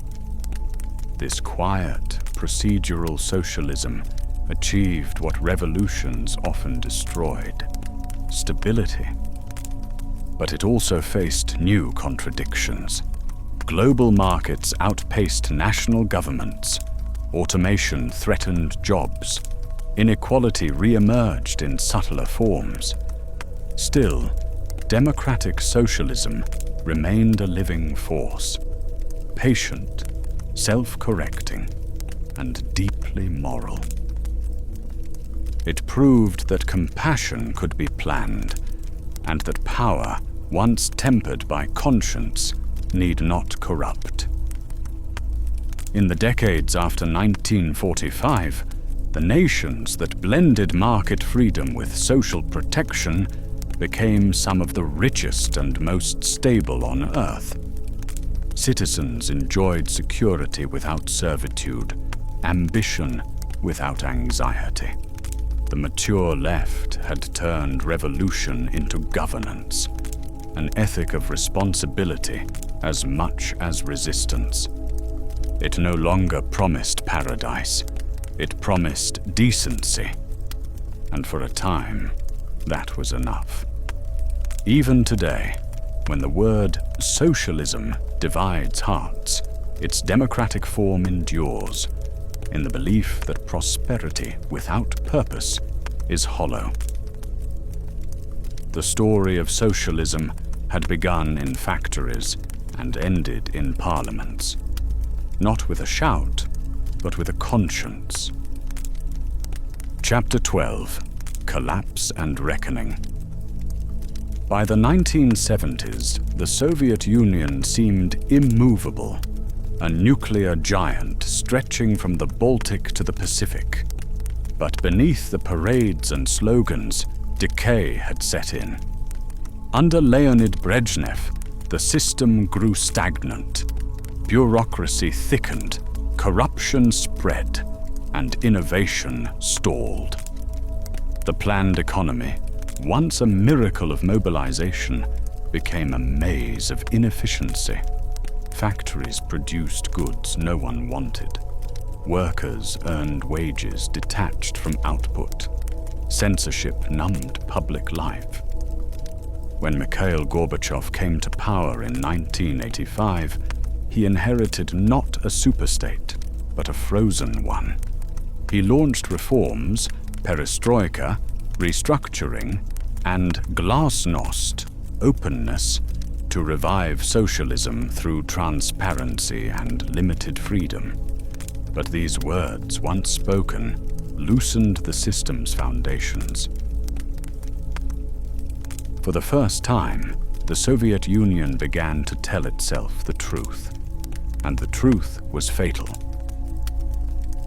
The Soviet project had promised abundance through planning, but by the 1980s, scarcity had become its symbol. Shelves stood empty. Technology lagged behind the West. Military spending drained the economy. Ordinary citizens had free healthcare and education, but little to buy or believe in. Corruption turned ideals into rituals. Participation became performance. Across the Eastern Bloc, faith eroded, not through rebellion, but through fatigue. When Gorbachev eased control, satellite states began to drift away. Poland elected an independent trade union, Solidarity. Hungary opened its borders. East Germans demanded freedom of movement. The revolution that once claimed to master history was now mastered by time.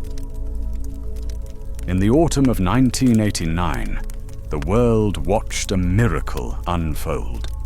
Peaceful protests filled the streets of Prague, Leipzig, and Budapest. The Berlin Wall, once the symbol of socialism's permanence, cracked, then crumbled. Families crossed freely for the first time in a generation. Soldiers refused to shoot. Within months, communist governments across Eastern Europe collapsed with barely a shot fired. 2 years later, the Soviet Union itself dissolved. 15 republics declaring independence, the red flag lowered from the Kremlin. The century of revolution had ended, not in explosion, but in exhaustion. An empire built on inevitability had discovered that nothing is inevitable. The fall of the Soviet Union was more than a political event. It was a philosophical earthquake. For millions who had lived and believed under socialism, it felt like betrayal. Proof that the dream had decayed from within. For others, it was liberation, an end to censorship, fear, and conformity. But beneath the celebrations lay confusion. If socialism had promised justice and produced control, what did that say about the human pursuit of equality itself? Was the failure moral or structural? Former party members, scholars, and workers all asked the same question in different languages. How could something meant to free mankind become a prison? The world had witnessed the death of a system and the rebirth of doubt. In the 1990s, as the Soviet flag came down, Western leaders declared victory not just in war, but in philosophy. Liberal democracy and capitalism seemed unchallenged. Prosperity spread, and the global market promised peace through consumption. The American thinker Francis Fukuyama called it the end of history, the idea that humanity had reached its final political form. Former communist nations rushed to privatize, liberalize, and integrate into the global economy. For a brief, gleaming decade, it seemed that ideology itself had ended, that freedom and markets were eternal. But history never ends. It only changes disguise. As capitalism celebrated, the left turned inward. Writers, economists, and ex-revolutionaries asked how a dream of equality had turned to repression. Some blamed centralization, the belief that morality could be planned from above. Others saw a deeper flaw, the neglect of democracy and the individual, sacrificed to abstractions like class or history. A few defended the core idea, insisting that the crimes of Stalinism were betrayals, not expressions, of socialism. They called for a return to ethical socialism, a politics of justice without dogma, planning without tyranny. The debate was less about the past than about the future. Could one still speak of equality after all this, and be believed? The faith had broken, but the questions remained. In universities and journals, Marx himself returned, not as prophet, but as analyst. Scholars began separating his economic insights from the regimes that claimed his name. His critique of capital accumulation, labor alienation, and crisis cycles found new relevance in a world of outsourcing and automation. Marx's central question, who controls production and for whose benefit, proved timeless. As inequality widened in the new global economy, even his critics admitted the sharpness of his diagnosis. Stripped of utopia, Marxism became less a call to revolution than a lens of realism. The ghost of socialism had returned, this time as a teacher rather than a ruler. By the century's end, the word socialism had become ambiguous again, feared, mocked, admired, reborn. Its empires had collapsed, but its moral logic endured. That dignity requires security, that freedom without fairness is fragile. New movements, environmental, feminist, digital, began borrowing its vocabulary, reframing class in the age of climate and code. What had died was not the dream, but the certainty. Socialism, once the story of steel and strikes, was preparing to return as a story of justice and survival. From the ashes of history, the old idea whispered again, not as command, but as question. Chapter 13. The Return of the Question. For most of the 20th century, the United States treated the word socialism as heresy. During the Cold War, it was not just an ideology but an accusation. Politicians used it to discredit labor unions, civil rights activists, and even public health care advocates. Teachers lost jobs, artists were blacklisted, entire movements were silenced under suspicion of un-American activities. To speak of socialism was to invite exile from public life. Yet beneath the stigma, fragments survived. In social security, in public schools, in the language of fairness, whispered by reformers. While Europe normalized social democracy, America moralized against it. The result was a nation allergic to the word, yet dependent on its principles. The dream had crossed the ocean, but it was forced underground, waiting for a new generation unafraid of its name. After the fall of the Soviet Union, Marxism seemed intellectually extinct in the West. Universities purged it as outdated dogma. Career-minded scholars avoided it.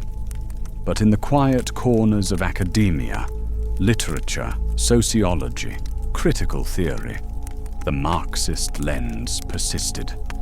Students read Capital not as a blueprint for revolution, but as a guide to understanding power. Feminists drew on Marx's idea of labor to explain unpaid domestic work. Environmentalists used his logic of exploitation to describe the planet's exhaustion. Slowly, Marxism reappeared, reframed as critique rather than command. It was no longer about overthrowing the state, but about revealing the structures beneath everyday life: wages, debt, inequality. The heresy had survived, disguised as analysis. Then came the financial crisis of 2008. Banks collapsed, homes were lost, and governments rushed to rescue the very system that had failed. For a generation raised on promises of stability, it was a revelation. The free market, they realized, was not self-correcting. It was self-protecting. From the ruins came a spontaneous protest. Occupy Wall Street. Its slogan, "We are the 99%." Revived class language that had vanished from American politics for half a century. Young people camped in city squares, denouncing inequality, corporate greed, and political capture. They had no party, no doctrine, only a question: why should democracy serve wealth rather than people? It was the whisper of Marx returning in the language of the moment. Occupy's genius was simplicity. By dividing the world into the 1% and the 99%, the movement created a moral map anyone could understand. It exposed how wealth had concentrated at the top, how the profits of globalization and technology bypassed workers while enriching shareholders. Economists like Thomas Piketty gave the movement academic voice, showing that inequality was not a glitch, but a feature of modern capitalism. The slogan spread globally, from New York to Madrid to Hong Kong. It lacked leaders, but it gave millions vocabulary for their anger. Though the camps were cleared, the question remained. If democracy cannot restrain wealth, what remains of democracy? The old language of class had been reborn, stripped of ideology, sharpened by experience. In the 2010s, a word long exiled from American politics returned to the debate stage. Bernie Sanders, a senator from Vermont who had called himself a democratic socialist for decades, ran for president in 2016. He spoke not of revolution, but of healthcare, education, and fairness.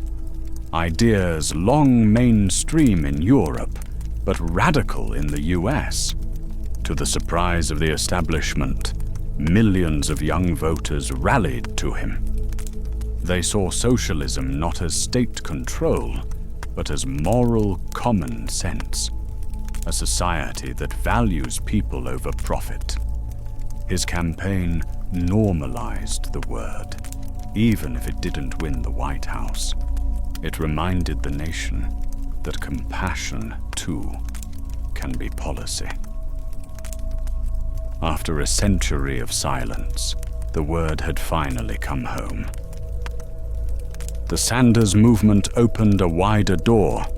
Young thinkers, activists, and digital creators began challenging the economics of the 21st century. They spoke about gig work, student debt, housing inequality, and climate change in explicitly systemic terms. Publications like Jacobin, and movements like the Democratic Socialists of America connected moral outrage with theory. This new socialism was not Marxism reborn, but its descendant, analytical, intersectional, environmental. It tied class to race, gender, and ecology, arguing that exploitation wears many masks. To an older generation, this looked naive.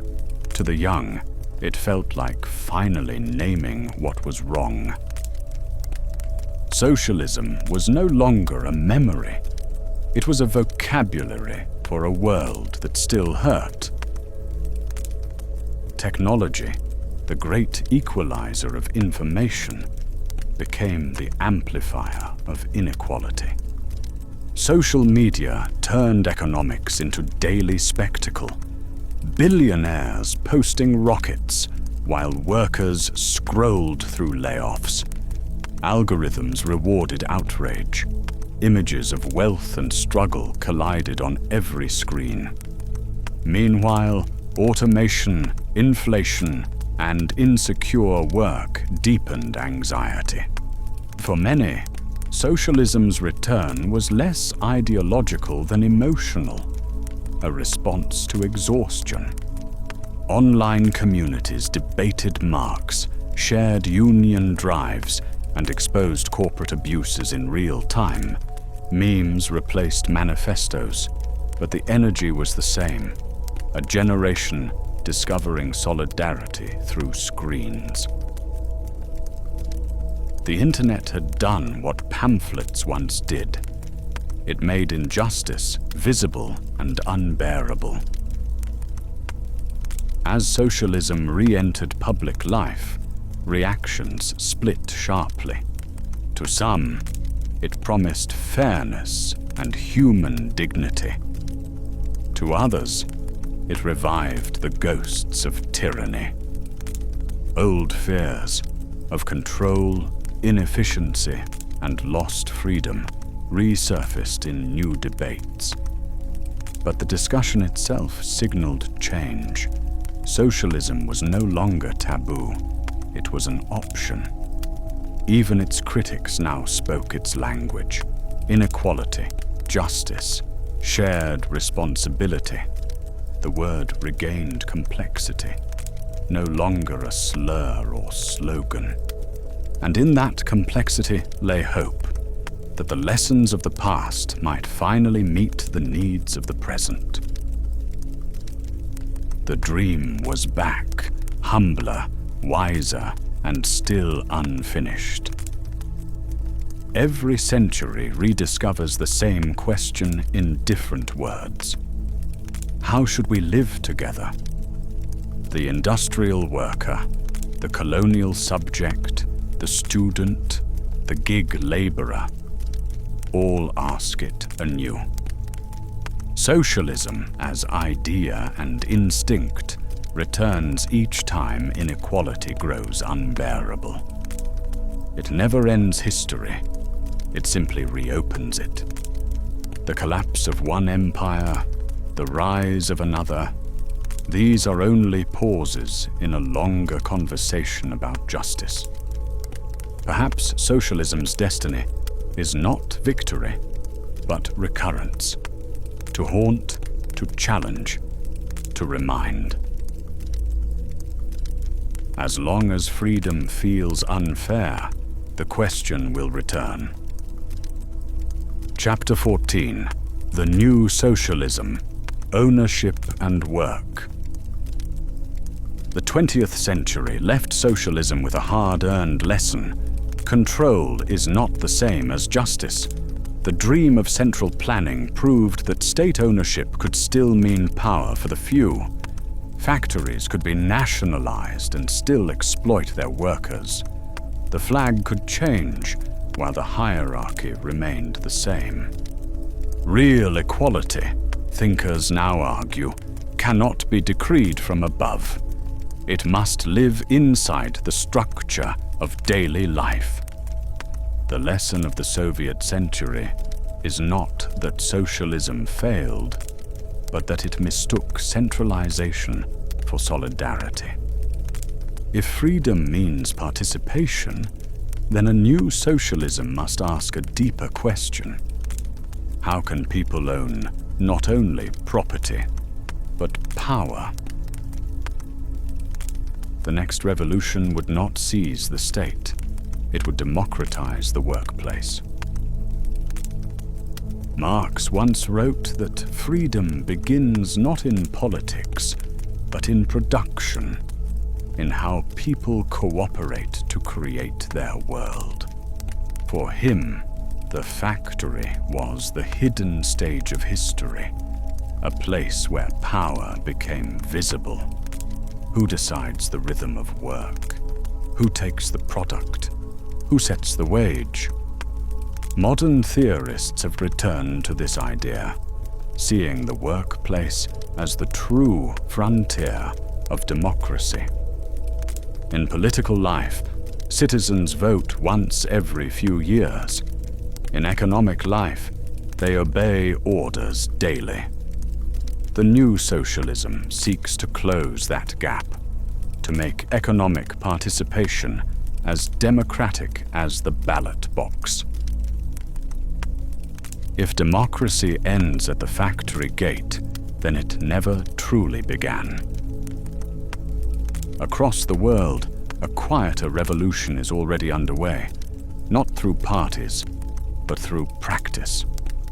In worker cooperatives, employees own and govern their enterprises collectively. Decisions on pay, investment, and leadership are made by vote. Profits are shared among members. From small bakeries to high-tech manufacturing, these cooperatives prove that democracy can scale beyond parliaments. Economists call it economic democracy. Production organized around participation, not hierarchy. Such enterprises often survive longer, innovate faster, and root wealth in local communities. They show that socialism need not abolish markets. It can civilize them. The next manifesto may not be written in theory, but practiced in payroll. At the core of Marx's critique lay a single equation. Labor creates value, but workers receive only a fraction of it. That remainder, surplus value, fuels profit, capital accumulation, and inequality. In today's economy, this dynamic is both more hidden and more extreme. Shareholders and executives extract immense returns while wages stagnate. Platforms monetize labor without employing those who perform it. Drivers, creators, freelancers. To Marx, this would have seemed familiar. Exploitation modernized. Worker ownership and profit sharing are not moral gestures. They are ways of restoring symmetry between effort and reward. The future of equality may depend less on redistribution than on redesign. One example stands as proof that economic democracy can thrive at scale. Mondragon, a federation of cooperatives in Spain's Basque region. Founded in the 1950s by a Catholic priest and a group of young engineers, Mondragon now employs tens of thousands across industries, from manufacturing to finance.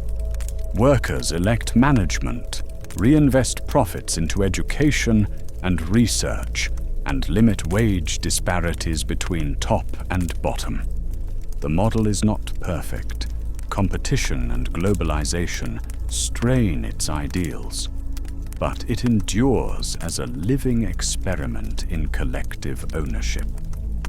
Similar models are emerging worldwide, or community land trusts in the United States, cooperative banks in Kenya, platform co-ops reclaiming the digital economy.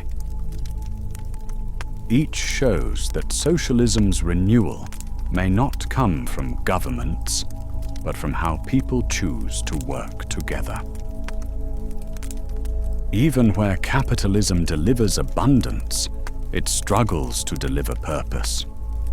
Workers feel alienated, not just by low pay, but by disconnection from craft, community, and consequence. A generation raised on consumption now asks, what is all this for?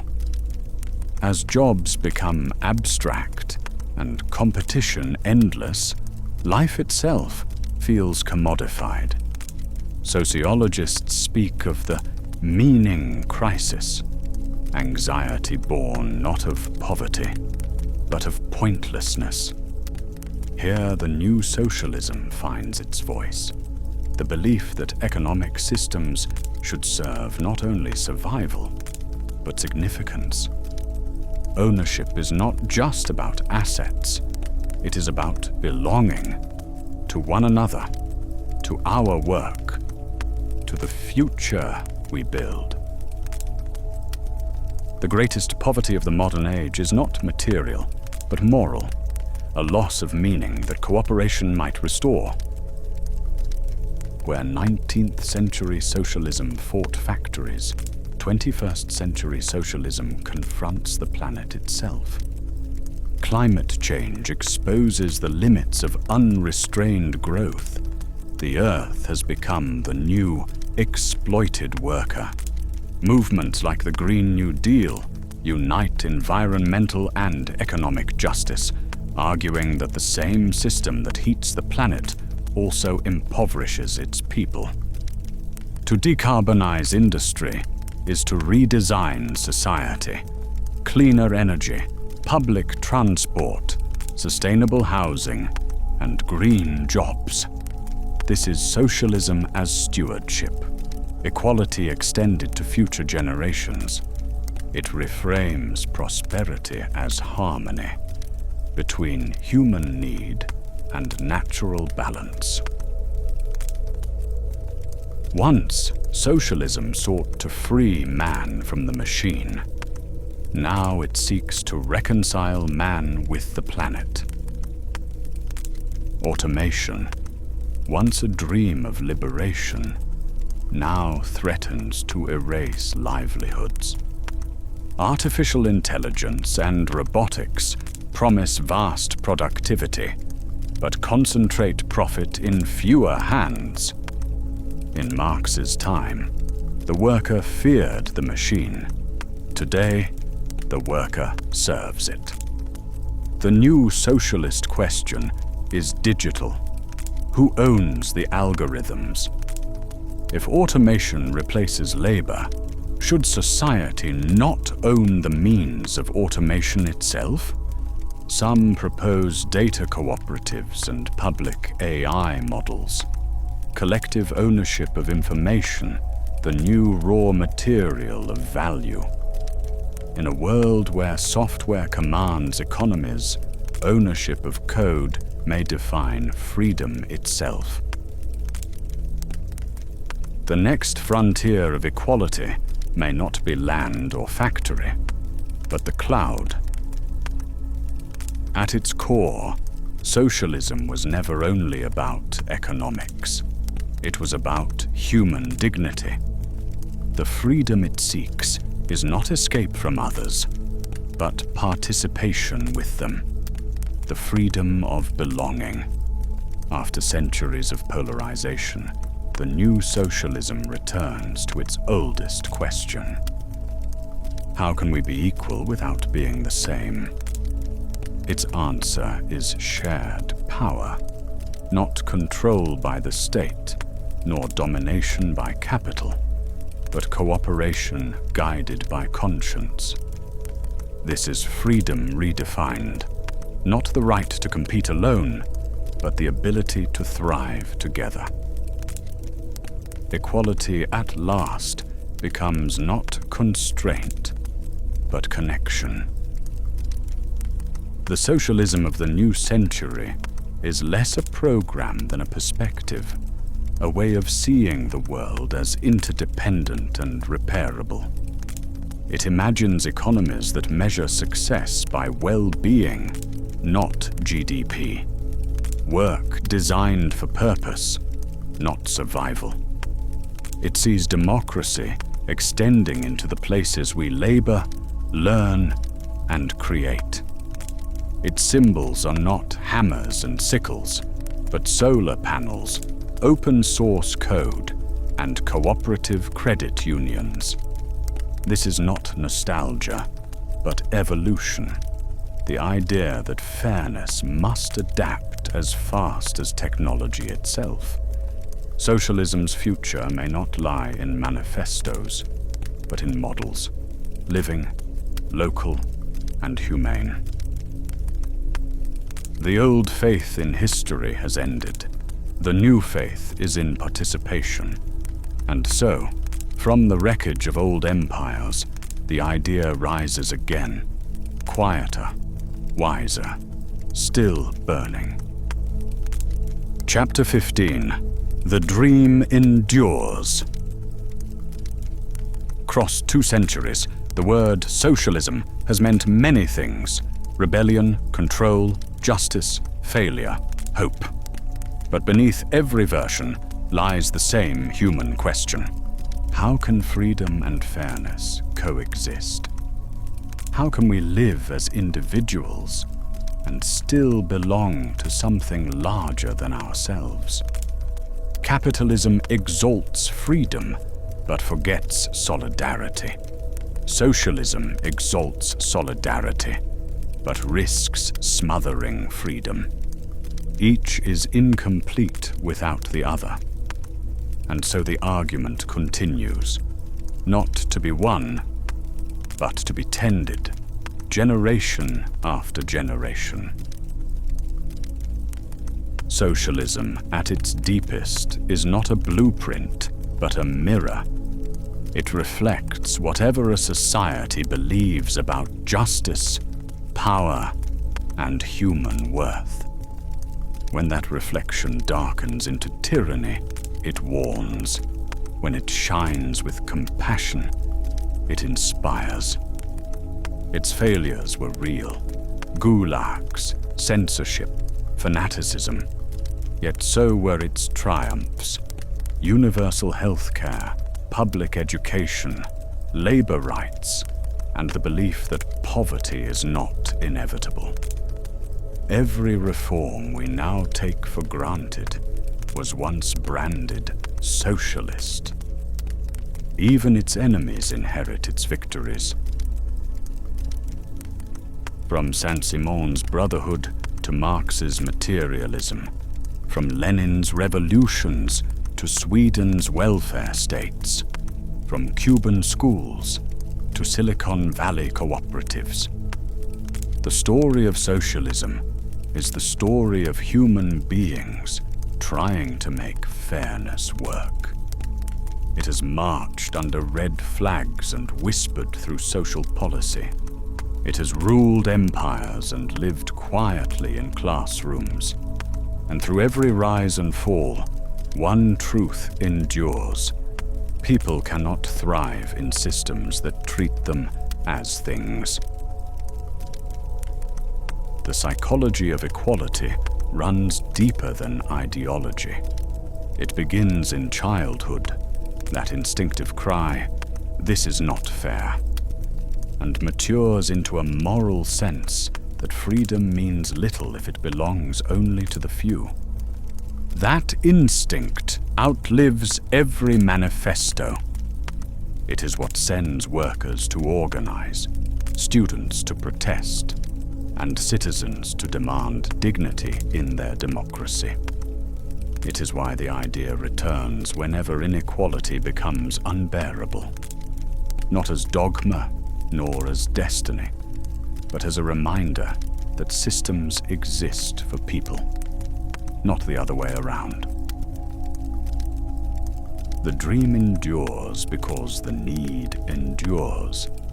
As long as there is injustice, people will seek balance. As long as freedom feels unfair, they will search for a way to share its blessings without losing its spark. And so socialism remains what it has always been, a question carried forward by each generation. Not what should we destroy, but what should we build instead? A question that does not fade, only waits. Thank you for joining us on this long, quiet journey through the history, the failures, and the fragile hopes of socialism. Here at the Infinite Archive, we explore not just ideas, but the human beings who carried them, their dreams, their doubts, and the worlds they tried to build. If tonight's study gave you something to think about, something to feel, or simply something to sit with in the dark, consider subscribing and leaving a like. It helps these deep, slow explorations reach others who enjoy this kind of reflection. Until next time, thank you for listening, and good night from the Infinite Archive.